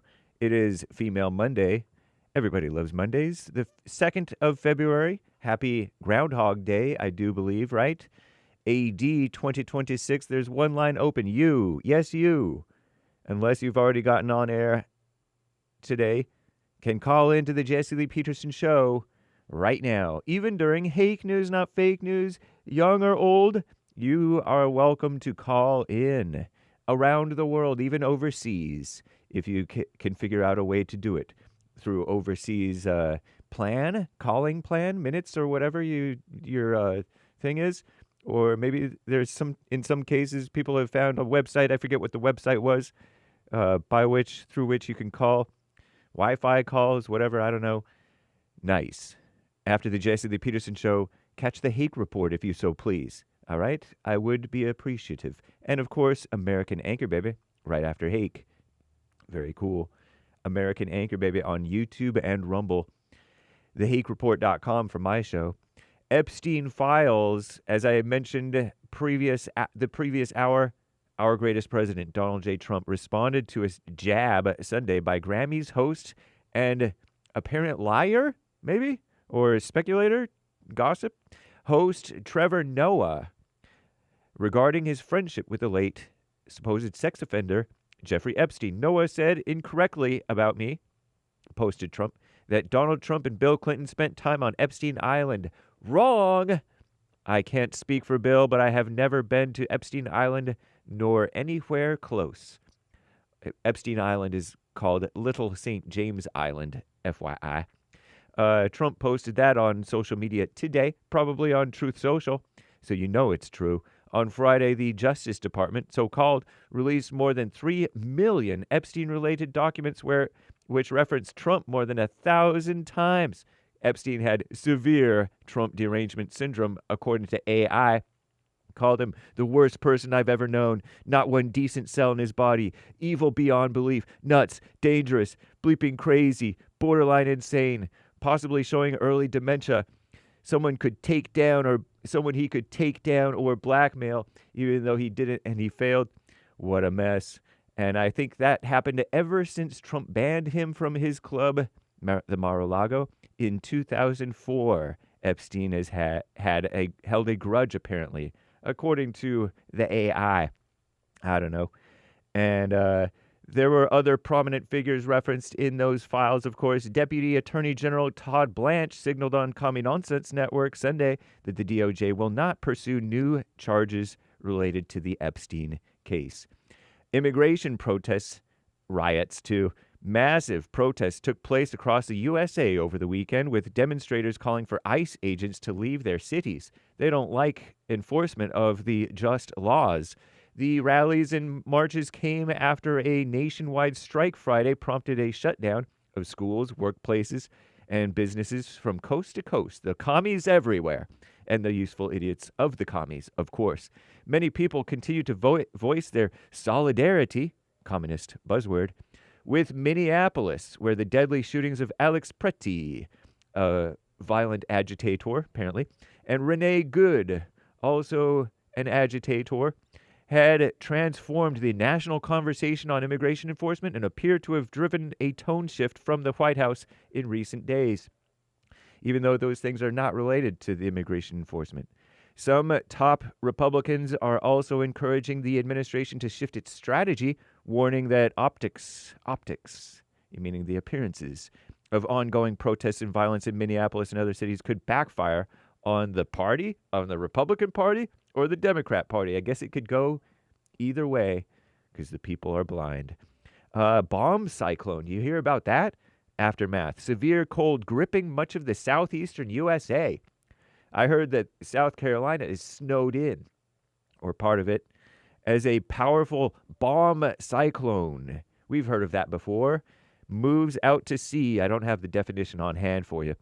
Brutally low temperatures expected to persist through much of the week. So hunker down, y'all. Stay warm. Don't freeze. I'm James Hake. Now JLP, Hour 3.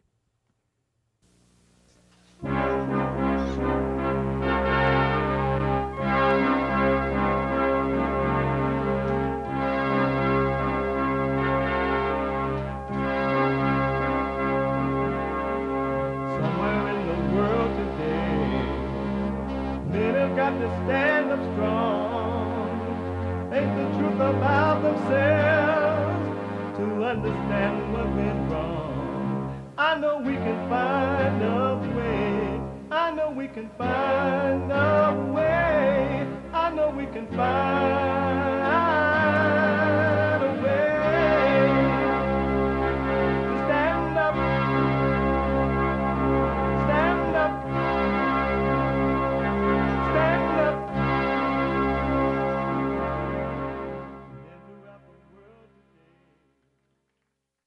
Uniting the races with truth instead of dividing them with lies. We're also rebuilding the family by rebuilding the man. I am Jesse Lee Peterson. Good morning.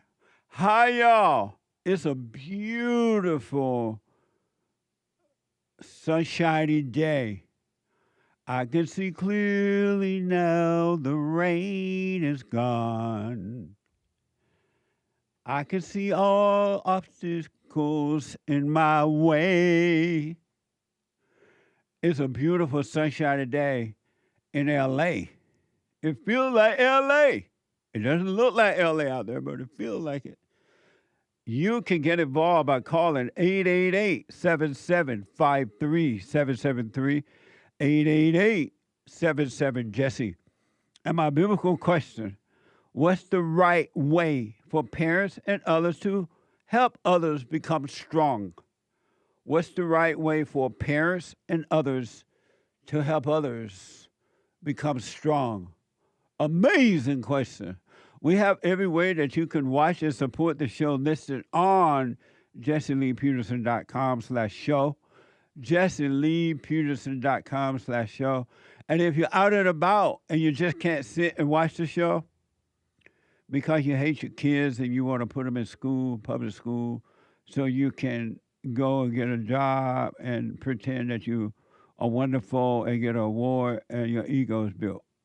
You can podcast and you can still listen on your phone, though, as it's happening, no matter where you are in the whole wide world.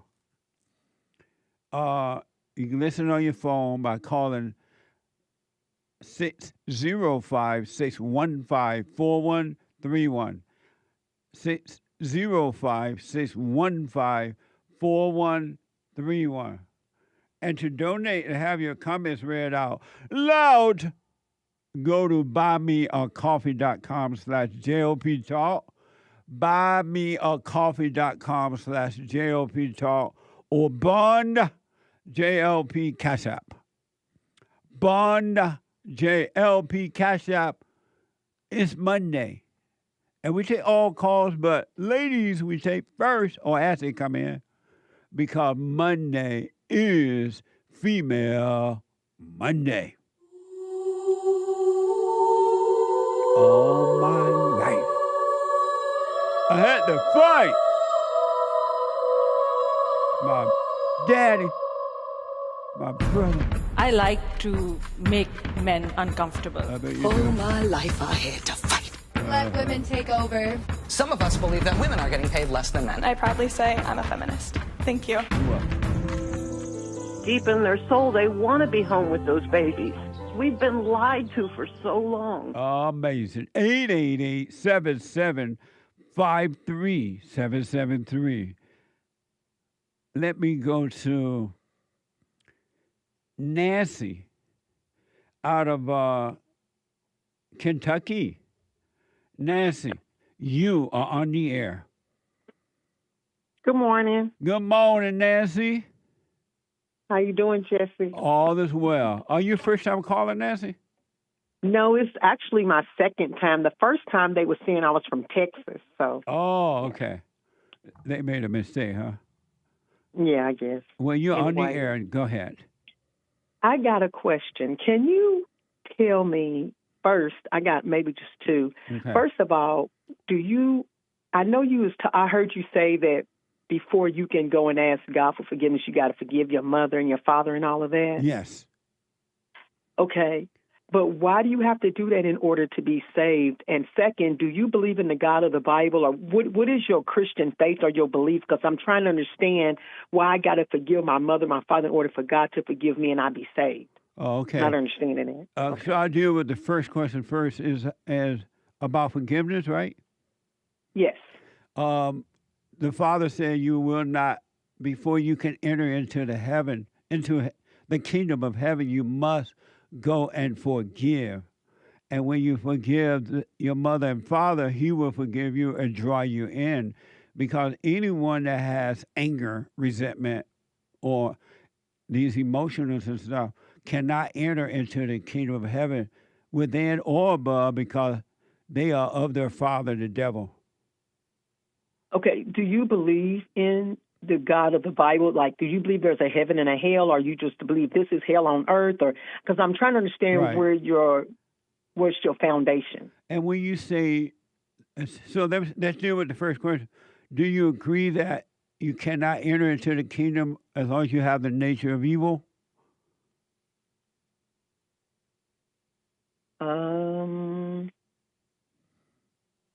And you have to repent for all sins in order to enter into the kingdom of heaven. Do you agree that you cannot enter into the kingdom of heaven before you forgive? That's forgiving everybody, not just your mother and your father. Do you believe that you cannot enter into the kingdom of heaven until you forgive? If you don't repent, you cannot enter into the kingdom of heaven. I don't know about that part that you're saying. You never read where God said before you enter, you must go and forgive? I have not, and I will look that up. I know you're supposed to repent. But you have never read... No sin can enter into the kingdom of heaven. No kind of sin. But you never read that before you enter into the kingdom of heaven, you must forgive? No, I have not. Are you a Christian? I am. You're supposed to forgive everybody, not just your mother and your father. Have you read the King James Bible? Yes. And so you never read that in the Bible before you enter in, you must forgive? No, you have to repent. That's what I've read. Oh, okay. And so, are they the same? Are you saying they're the same? Well, when you admit that you're wrong for judging, playing God, which is evil, and then you go and forgive, when you admit, when you can see that you're wrong for judging, for being angry and resentful and judging, playing God, you are repenting by admitting you're wrong and go and forgive your mother and your father, then you shall enter in, and he will change your heart from hate to love, which is his nature.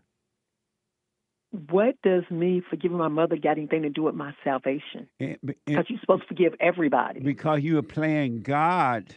As long as you play God, you're just going to read the Bible about God, but you will never know God.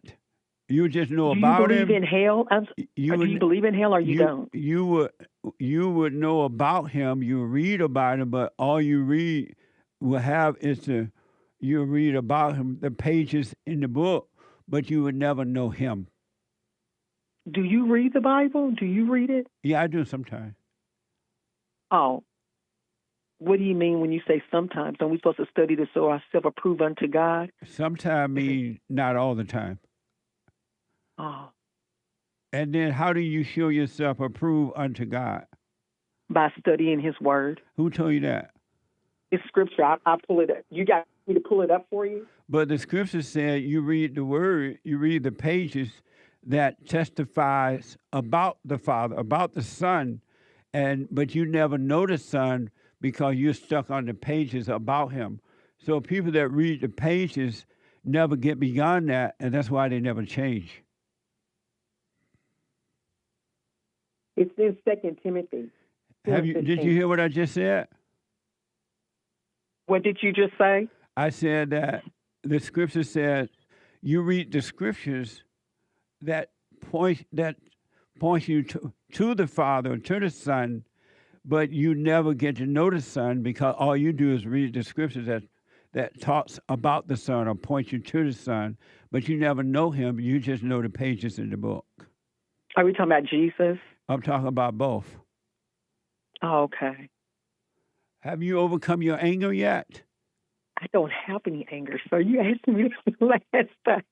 I don't have any anger. I have nothing against my mother or my father. How did you overcome your anger? I'm saved. How did you I'm a Christian. How did you overcome your anger?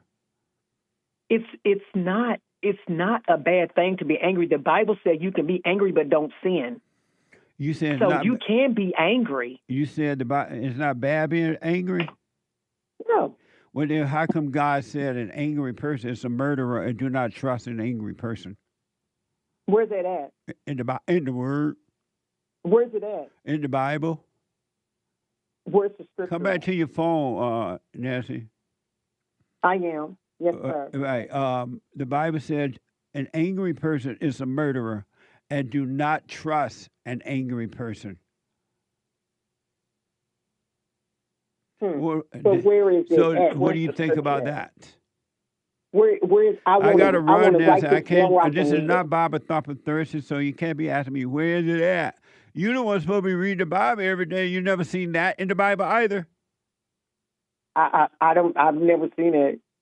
But Ephesians 4:26. You never seen that in the Bible? Don't sin. Nancy. Say what? You never seen in the Bible that an angry person is a murderer? Never seen it, and I'm gonna go back and research it. I never seen that either. Okay, but go research it. When you find it, let me know, all right? Okay, so thank you, Nancy. 888-7753-773. 888-77-JESSE. I want to share this with you. Nancy, call me back on the Bible Thumping Thursday. I ain't got time to be playing with you. Where it at? You don't want to read the Bible every day. What the?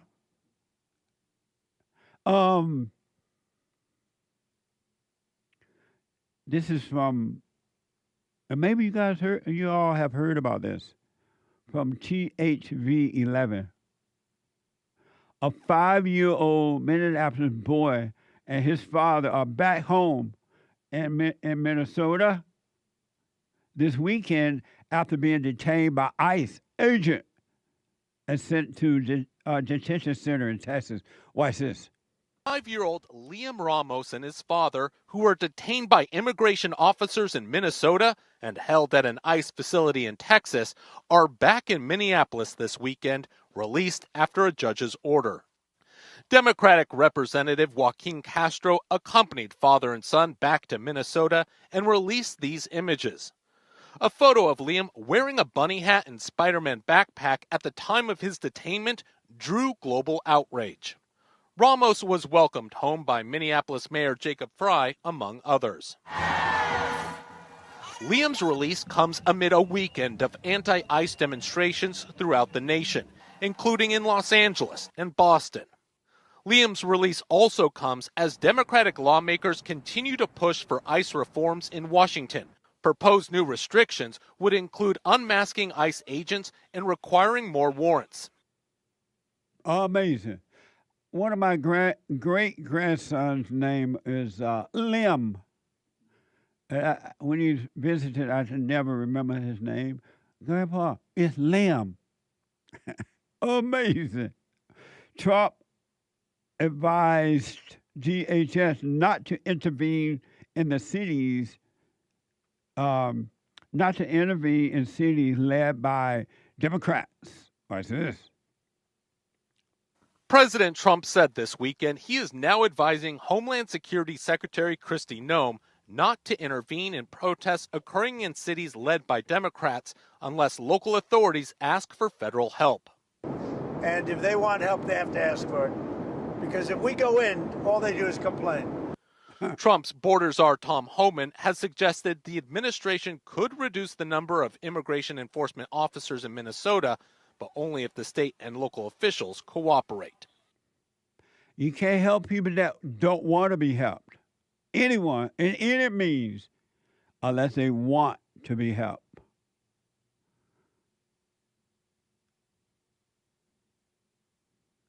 Most people don't want to be helped.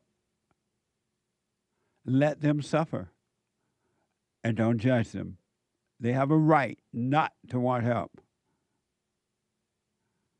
Remember that principal who said he cried when Liam was taken away?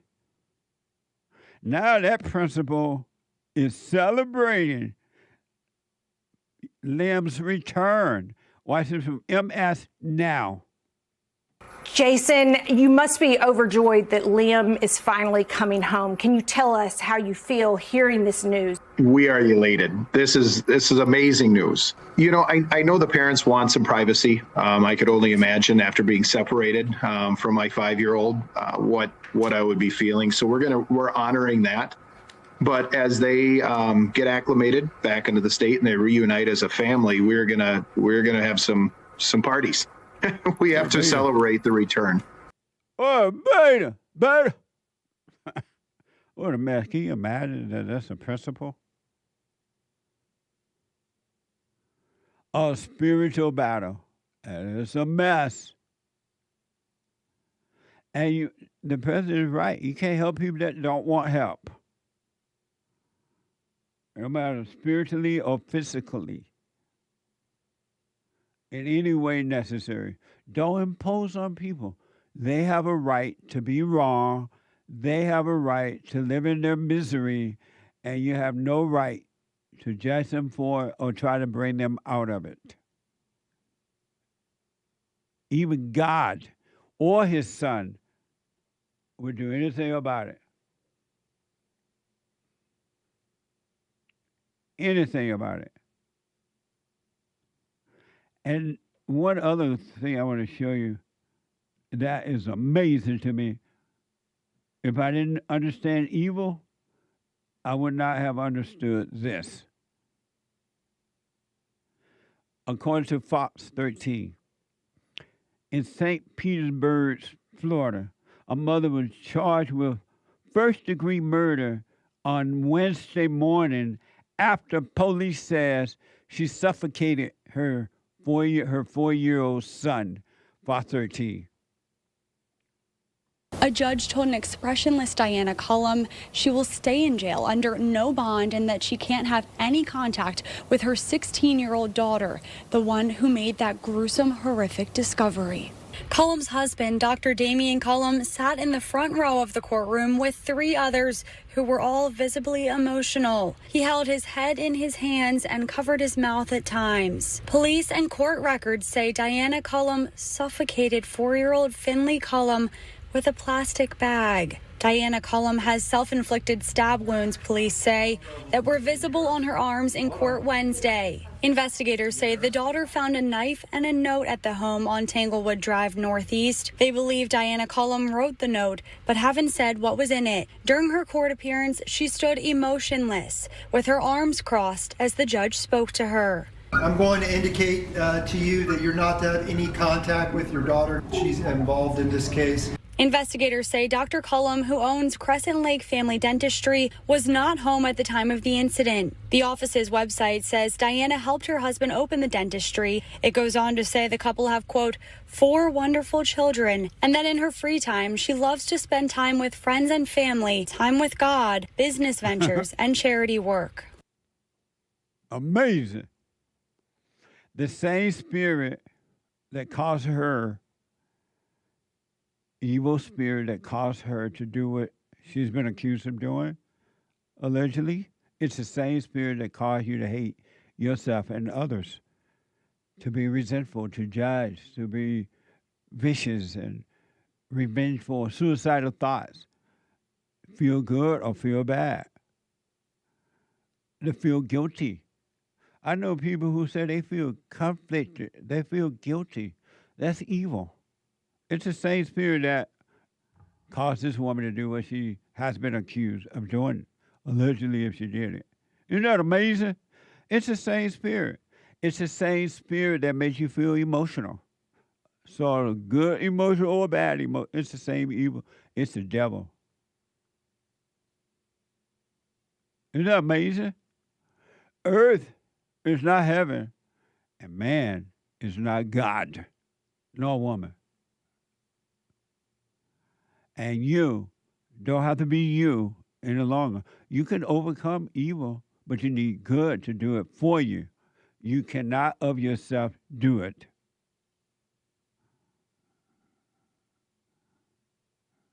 Isn't that amazing? And it's going to get worse.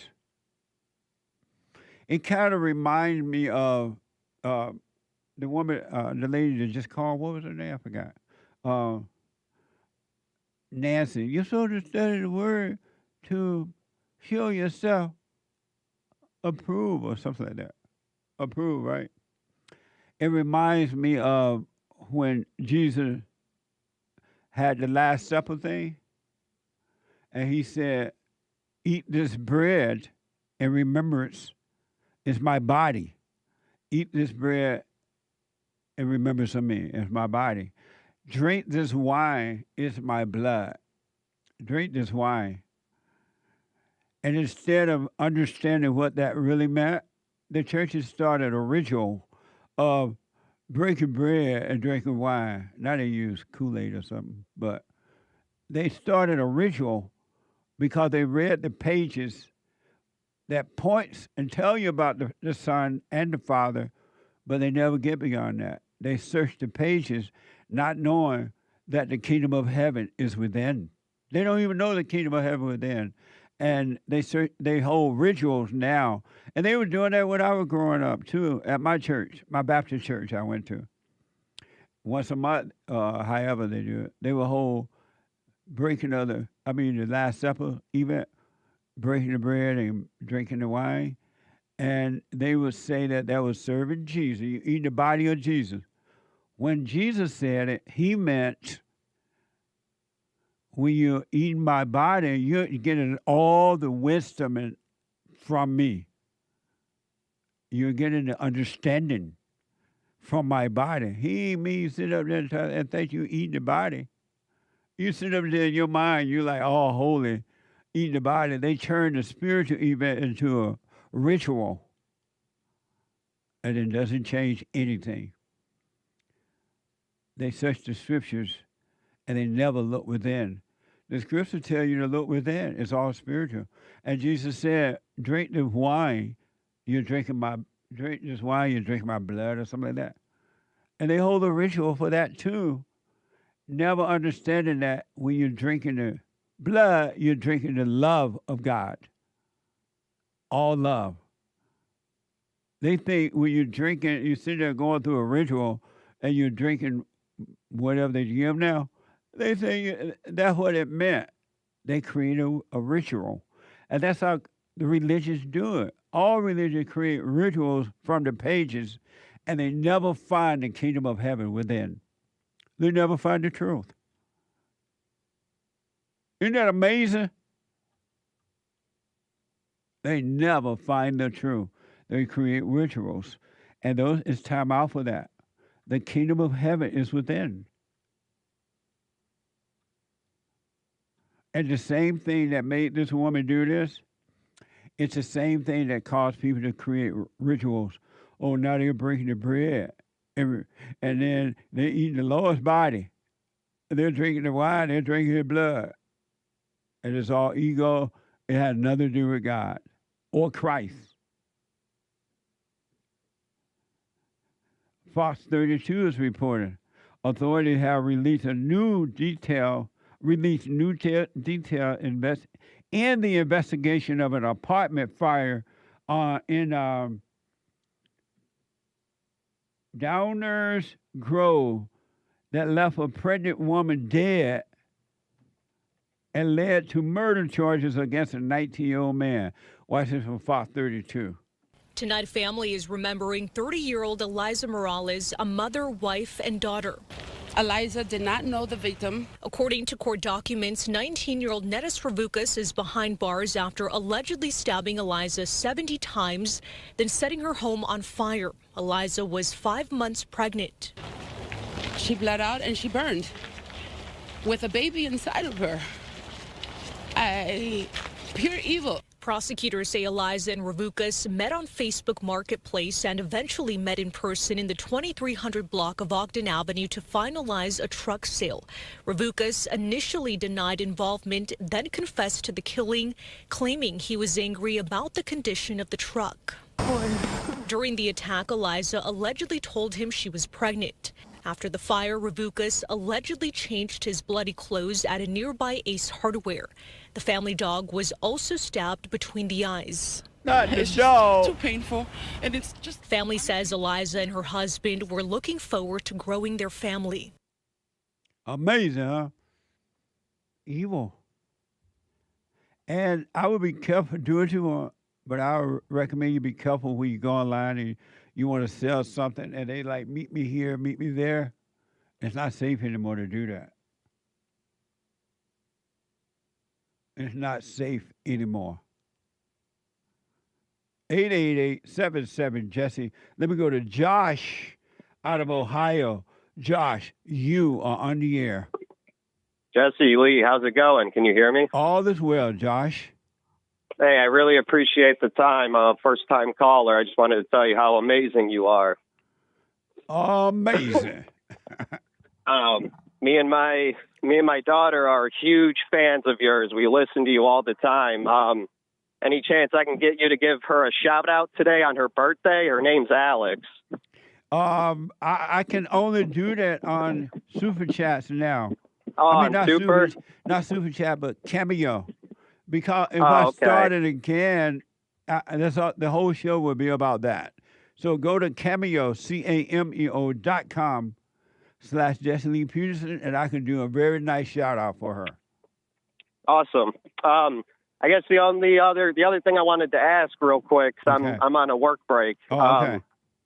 When you're talking about your journey to no anger and all that, does that journey, you're saying it starts with your mom and dad by forgiving them? Well, it starts with you admitting that you are angry, and anger is evil, which makes your heart evil, makes you evil. And then you go and forgive your mother and your father. That's what it means to honor your parents. Forgive them. They couldn't help themselves. They know not what they do. They did the best they could. And when you forgive them, the anger will be taken away from the heart, and you will become free. So it's not so much forgiving them for them, it's forgiving them for you. It's not forgiving them for them at all. It's all for you so that you and you alone can enter into the kingdom of heaven within. Amen. Amen. Have you done that? All right. I have with my mom. It's a little harder with my old man. I guess for my own, personal reasons, kind of being left, at a young age. I know you say he left my mom, not me. Right. It just felt a little different, but it's something that I continue to think about and try to think of ways to go about it. How about just any go advice? to him and forgive him? Just call him up and be like, you know what, I forgive you. Yeah, because your dad loved you. He just didn't know how to deal with your mama. He never done anything to you. And the way you feel about him, the way you feel about your father, and you are yearning for the father. Every human being yearns for the father. But the way you feel about him is your mother's, those are your mother's feelings, that's not yours. You have identified with her. Because he never done anything to you. And that's why I need to let it go myself and forgive him. Otherwise, you're going to do to your children what was done to you. Yep, and that's what I strive not to. And is your wife working on herself? I don't have a wife. I actually had both my kids out of wedlock, but she is married. She is married? Yeah, she's married. Oh, she got married after you made the babies with her? Correct. Oh, okay. And so what did you say to your mother when you went to her? About forgiving her? Yeah. Hold on a minute. Can you hold for a minute? Yeah. All right, hold on. The treasure chest is now open on DLive and scratch off on Pules.net. Back in a moment.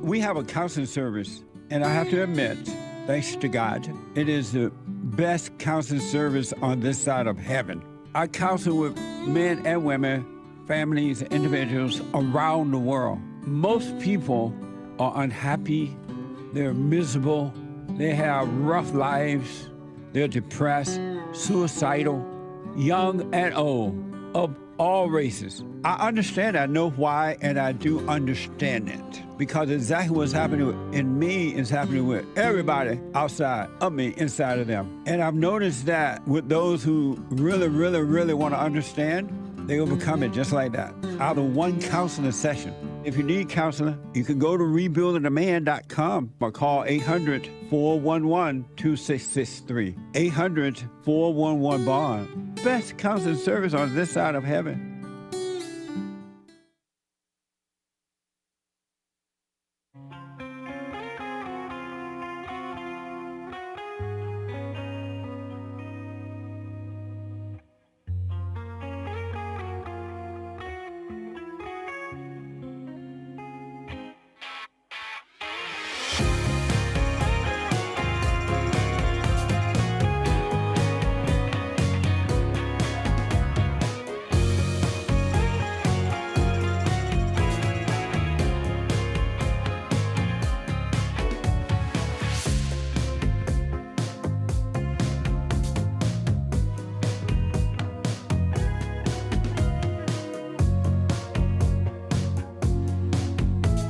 Okay, welcome back. The Hake Report is coming up at the top of this hour. The Hake, Hake report.com from 9 to 11.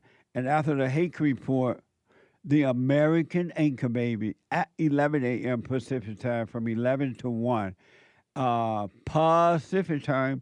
And then check out Punchy TV. Oh, Lord. Fight, fight, fight. Punchy.tv. You can podcast. Fight! Amazing. And then check out our fellowship service. It was, the Lord was up in there.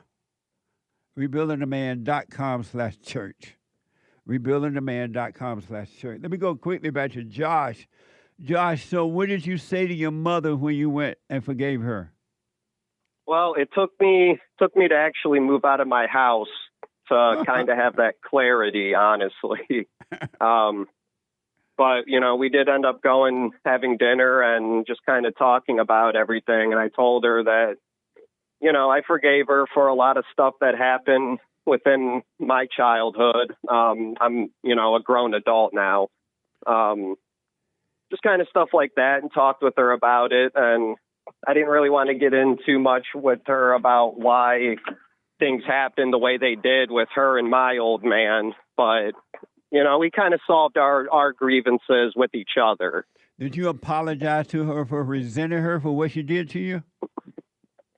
No, that's the one thing I didn't. And why now, not? I guess just didn't think about it in that time. Oh. During our conversation. But, you know, I did forgive her, and, you know, hopefully she forgave me for a lot of the stuff that I did growing up. But she I think had nothing to forgive you for, because everything you did was because of her. You took on her nature, her identity. So you were doing what she did. She should have apologized to you for doing that to you, turning you away from your father, but she didn't have nothing to forgive you for. Well, you don't think me being a menace or anything like that deserves, you know? No, that was because No? of her. Okay. You were doing what she had done to you. You had become her. I guess what I was thinking was more of the accountability side. I mean, I can't blame somebody else for my own actions. Well, as a young person, you couldn't help it. As an adult, you forgive, and then you can't blame anyone for what you've done. Yeah, that makes sense. And And but we're on better footing. Go ahead, sorry. And you're on better footing with your mother? Yeah, definitely. What does that mean? Well, I just don't hold any kind of, I don't know, I don't want to say hate or anything like that. I guess anger. I'm not angry at my mom. Okay. You know. Well, anger is hate. Yeah, correct. You're right. And so, and why haven't you gone to your father? I guess it's just been a harder pill to swallow. I mean, until I started listening to you, I was just under the idea that, you know, my old man didn't want anything to do with us. He pretty much moved to Florida and started up a whole new family. And where did you get that idea from, that he didn't want anything to do with us? Well, because, I mean, even when him and my mom split and everything, he really didn't come around to see. It was my mom basically forcing us to go hang out with him. Amazing. So it's like he really didn't want anything to do with us. So that's how it came off. So that's why it's a little harder for me to just kind of be like, yeah, that's cool, we'll get over it. So do you feel that you have the right to judge him for not coming over or doing whatever you wanted him to do? Do you think that you have a right to resent him for that? I don't. I'm not sure if I have the right or not. I guess I don't want to resent him. Yeah, well, you got to forgive him. You are wrong for resenting both of them, and you cannot have perfect peace until you forgive, and the Father will give you peace. And that's exactly what I want. It's perfect peace, the way you have it and the way you explain it. Well, you must forgive before you can enter into perfect peace. Well, maybe I'll give my old man a call tonight. Talk with him. No, seriously. Yeah. You know, maybe that's what I'll do. If you can FaceTime, try to FaceTime with him. If not, you can do it by phone. Yeah, no, FaceTime would be a heck of a lot better. Yeah, you want to Definitely. be looking at him when you speak to him about it. Right. And have Awesome. have no expectation from him. If he apologizes, fine. If he denies, fine. If he blames, fine. If he doesn't, fine. You forgive him because you are wrong for judging, and the wrongness is bringing up pain upon you. Yep, exactly. Okay. That's awesome. No, that's exactly what I needed to hear, honestly. Yeah. And you're going to shake in your booth, and that's not you shaking. That's the devil, evil in you shaking. It's not you. Yeah, I mean, it's like, you know, you're confronting your old man as a kid. Yeah. And your children, are you able to see both your children? Oh yeah, I have a fantastic relationship with my kids. Right I see my on. kids every day, talk to them every day. Right on. Yeah, my relationship is great with them. And so this woman got married once you made babies with her. She married somebody else? Yeah, well, so believe it or not, our children's mom, after we split, she ended up with somebody else, had another kid, and then she got married and had her fourth. Oh, amazing. Well, I'm What a glad that... mess.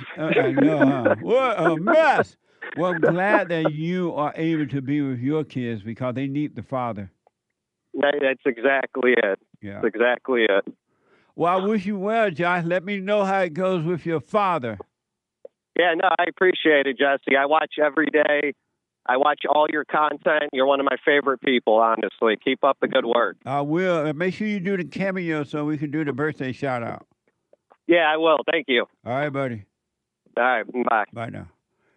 888-7753-773. Super Super Chat. Super chats. Yes, Greek archaeology, we do take calls outside of the USA. Absolutely. Around the world. By everybody. And they mama if you're black. Their mama if you're white. Amazing. Very nice. Thank you for your support. Anthony L. Black Cat sticker. Thank you, sir. Amazing. Thank you, Anthony L. Rockefeller Plaza. No message. Amazing. Leo G. Jesse wearing Hake's skin color and Hake wearing Jesse's on our shirts. So I'm apparently this bright orange soda color that Jesse's wearing in his shirt, and Jesse's apparently this this beautiful brown shirt color on his skin. Amazing. Thank you, Leo. Thank you, Leo. Leo? Leo, thank you. I don't know if he pronounces it correctly. Pardon me if I'm butchering your name, Leo. Right on. Cesar or Caesar, speaking of butchering the names, 3 coffees. Jesse, I believe I heard you say the last two things men must overcome when they work on themselves is food and lust. Why is that? I finally got a handle on the food part, especially since I've been working out and lost 8 pounds last month. But how do you control the lust? It seems to be stronger since I'm not struggling with the food anymore. By just being aware of it and taking the pain of it. Don't feed it at all. Just be aware that the temptation is there, the thoughts. We bring on the desire and don't do it. And you're going to see, and it's so amazing too, that it's not happening to you. And I promise you, it will disappear and you will have self-control. But you got to watch it and don't call it you. And because food and sex is being used, we all use it for, to escape. It's a drug.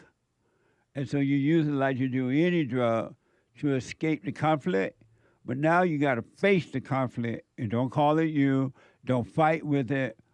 And it will be taken away and you have self-control. I promise. Amazing. Mike Young bought a coffee. Hey, Jesse, you talk about watching thoughts. Well, I have a new song for you. Musical notes. I'm a thought watcher. I'm a thought watcher. Watching thoughts go by. My. I'm a thought watcher. I'm a thought watcher. Here comes one now. Musical note emoji. Thank you, Mike. We've been singing that for a couple weeks now. Indeed. But thank you, man. We've already made that. Few months, What perhaps. 2 months? Few months. Few perhaps. months. I'm a thought watcher. Right on. Thank you, Mike Young. Stay with it, Mike. Stay with it. Stay with it. And do nothing else about it but be aware. Amazing. Pastor Chatelet on pilled.net. Happy What's Wrong with the Blacks month. That's right. It's February, and February is What's Wrong with the Blacks month. February is Black History Month. Is it? I haven't heard a word about it except for in the chat for some odd reason. I haven't heard anything about it at all. That's amazing. Thank you. But it is February, the shortest month is the Black History Month. That's right. And July is the White History Month, the longest month. Beautiful. Thank you. Pastor appreciate Chatelet, it. 222 gold pills. Happy. Oh, no. I already said that. Duh. Cornerstone says on Cash App, JLP should have got a Grammy. His singing is amazing. Amazing. Hey. Eat that, haters. When I went to the Grammy, not bragging or anything, some of the reporters and maybe some of the entertainers, like, hey, what's up? No, amazing. They were yelling out in the event, amazing, and taking pictures and all kind of stuff. I'm like, amazing. I wasn't even dressed for it. I had on gym pants, sweatpants, a T-shirt, and my, what do you call that jacket I wear to keep warm? I don't know. That one I have on today? Poncho thing? Yeah, like It's a not poncho jacket, like, and I had Yay shoes. So you were dressed for it, because that's how people dress nowadays, and it's considered fashion. But those people were dressed in all black and like white tuxedo. and tuxedos, and they were like, all, including the bodyguards and everybody, they were all dressed up. Nice. And when I went into You were dressed like a rapper, or like a black person. dressed yeah, up. like a black. When I walked in, the bodyguard was like, excuse me. I was like, no. And they let me in. Wow. Because I was the only one dressed that way. The bouncer. And I wasn't ashamed. Amazing. Thank you. Albert from South Carolina, 5 coffees. Hey, Jesse, we spoke 2 weeks ago and you challenged me to forgive my mother, face her. I did this over the phone since she's an hour and a half away, and it was a good interaction with tears on her and mutual understanding. I am at peace, working on myself, trying to reconcile your information with the Bible. We'll call soon with questions. Thank you. Right on. Stay with us, stay with us, stay with us. Right on. Amazing. Based Nation, very generous with a Rumble rant. Jesse's shirt is maxing his black. Nice. Orange is the new black. I disclaim. No endorsement implied. Me either. You know, like some words that people say though? Yeah, I think it's a TV show, but But anyway, thank you.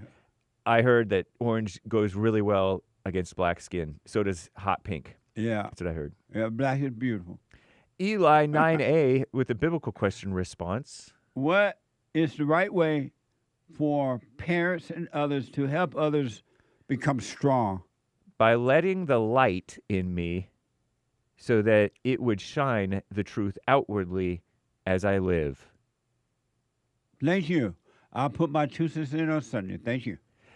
Pastor Chatelet, yet another 222 gold pills on pilled.net. Uncle Jesse, I love how the study to show thyself approved Bible thumpers have zero idea of what Christ actually commands and teaches. It's amazing. Read the Bible 1,000 times, no idea what it says. How's that?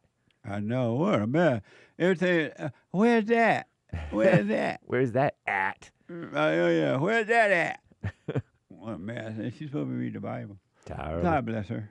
Indeed. Amazing. Thank you. Barbecue Pringle says, I bet 40 million white Americans want a 1 drug-free, 2 free, 3 holy, 4 sovereign nation. Meaning a drug-free nation, a free nation, a holy nation, and a sovereign nation. What 40 million white Americans want. Absolutely. You say that again. But they're losing it by letting these people in and being afraid What the? So Terrible. is there a TV show, Orange is the New Black thing or something? I seen it. Maybe maybe it was a saying that predated it. I don't know, but it was a TV show. I've or never seen it. I just know I heard it somewhere. Yeah, I feel like there's this black actress who's not all that attractive, I think, who's in that show, I think. Oh, okay. What a mess. Yeah. But thank you all. Thank you. Indeed. And thank you to Games for Rec, Kid Combo 1, Misty, and the rest of the supporters on the D Live crew, as well as the Rumble and YouTube monthly supporters. Thanks, y'all. You got to know how to rumble. Thank you all very much. And thank you, guys. I do believe, I could be mistaken, but I think it's all for now. Amazing. Thank you. Super. Let me go quickly to the busy phones. Let me talk to first-time caller out of Illinois, Bailey, out of Illinois. Bailey, you are on the air. Hey, what's up, JLP? All is well, Bailey. Hey, I just had one quick question for you. Okay. What is your position on Nick Shirley and all the fraud that he found in Minnesota, but it took those politicians many years, and they still don't know about it, and they're trying to pass it off? So Nick Shirley is the reporter that found all this and really been exposing. I think he's doing an amazing job. He's doing a better job than the mainstream media itself. So right on. I hope he be careful, but he's doing an amazing job. We need more white men to get busy like that. Absolutely, and now he's in your state, JLP, so we shall see what he's going to do in your state, and we'll see what kind of problems he can stir up down there. I'm expecting that the fraud in California going to make the fraud in Minnesota look like a heyday. Oh, yeah. The Democrats been running this state for a long time, and everything's going wrong. And they always talking about where's the money, and it's a mess. I can't wait to see what happens. And let me just say this, Jesse, you might get a pretty hefty reparations check for you, my man. I can't wait. All right, one more thing. What does the Great White Hope I'm gonna be have first to say in today? line. I'm gonna be first in line for my check. There you go. Let me check. ISIS has spread like cancer. Another mess I inherited. Amazing.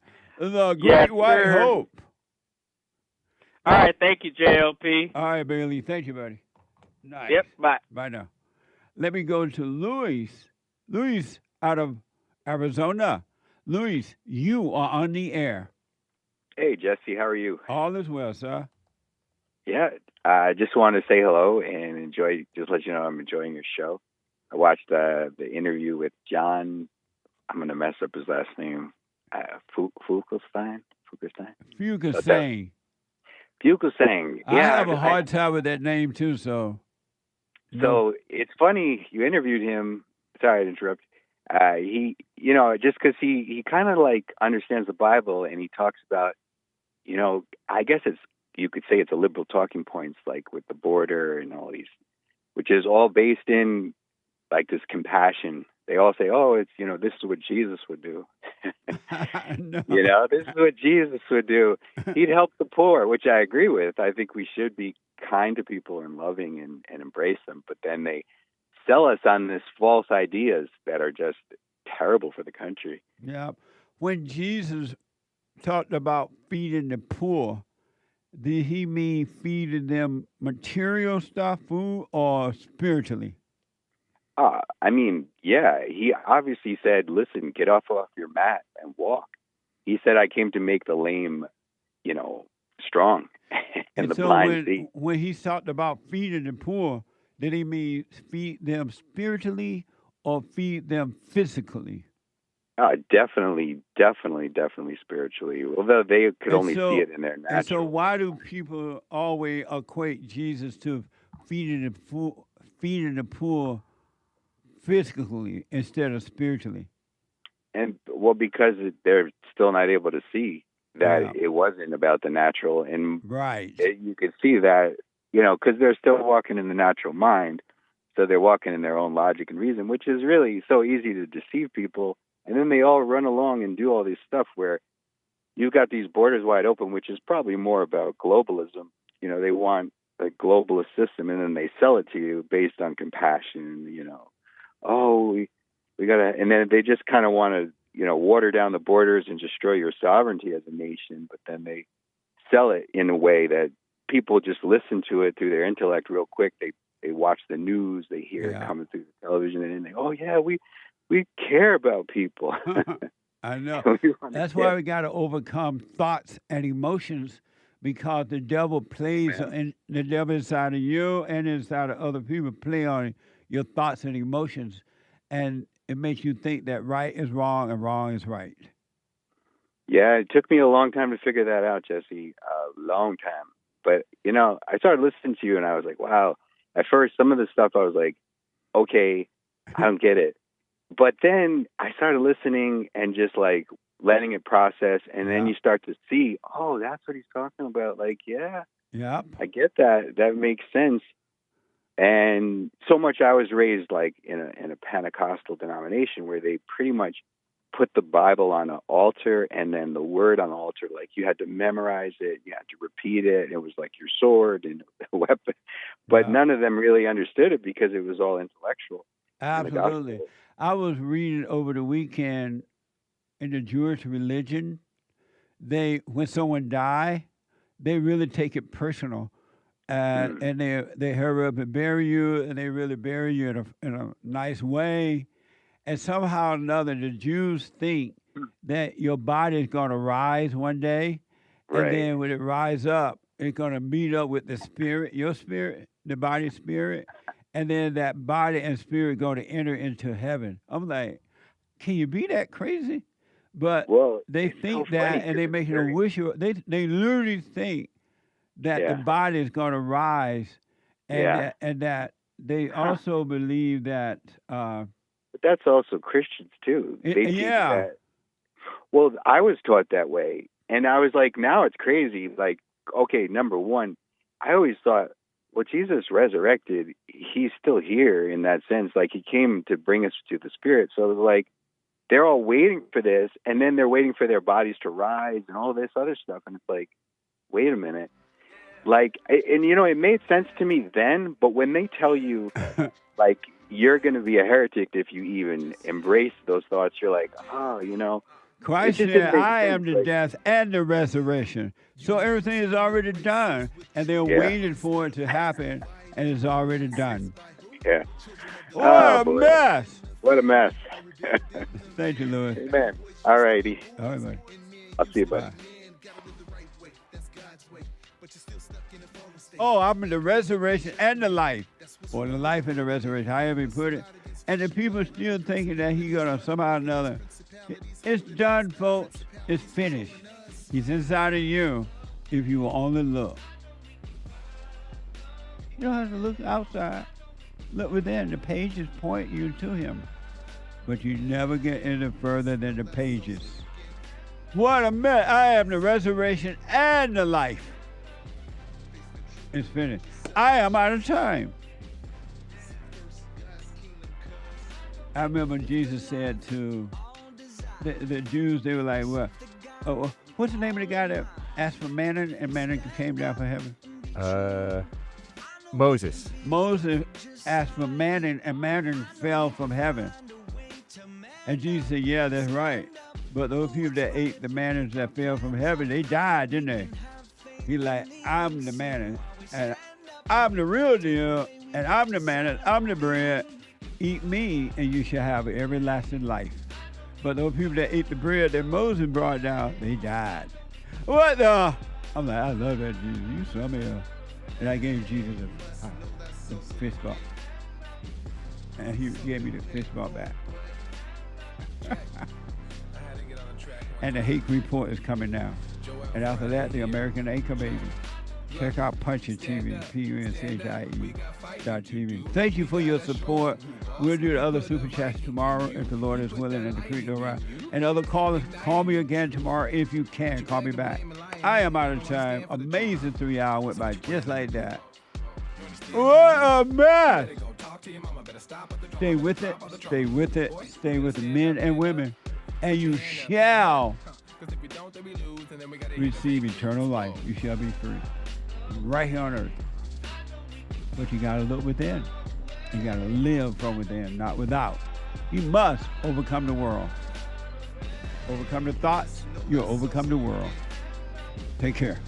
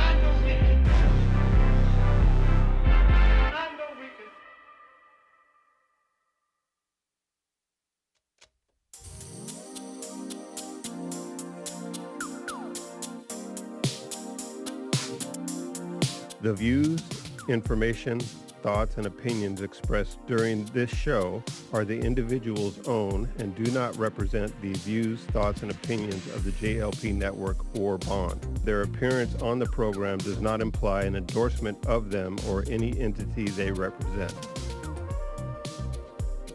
The material and information presented here is for general information purposes only.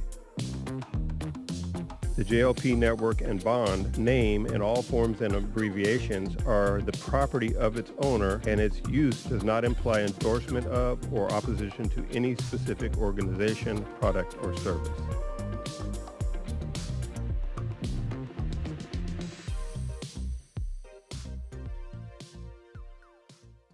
You can't run from evil within yourself or outside of self. You got to deal with it. And you need good in order to deal with evil. And God is good.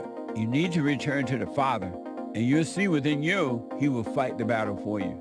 And he will fight it without, because he will show you how to deal with it. And you will have no fear. Love God with all your heart, all your soul, all your might, along with nothing else. Nothing else means yourself, your children, your wife, your things, your ego, your reputation, and all that. You can't care about any of that. The children of anger will use it to control you. But if you love God, he will renew your mind, and none of those things will be before him. And so when they go after you, oh, well, you may take my body, you may take my things, but you're not going to take my soul. And that's a true reality.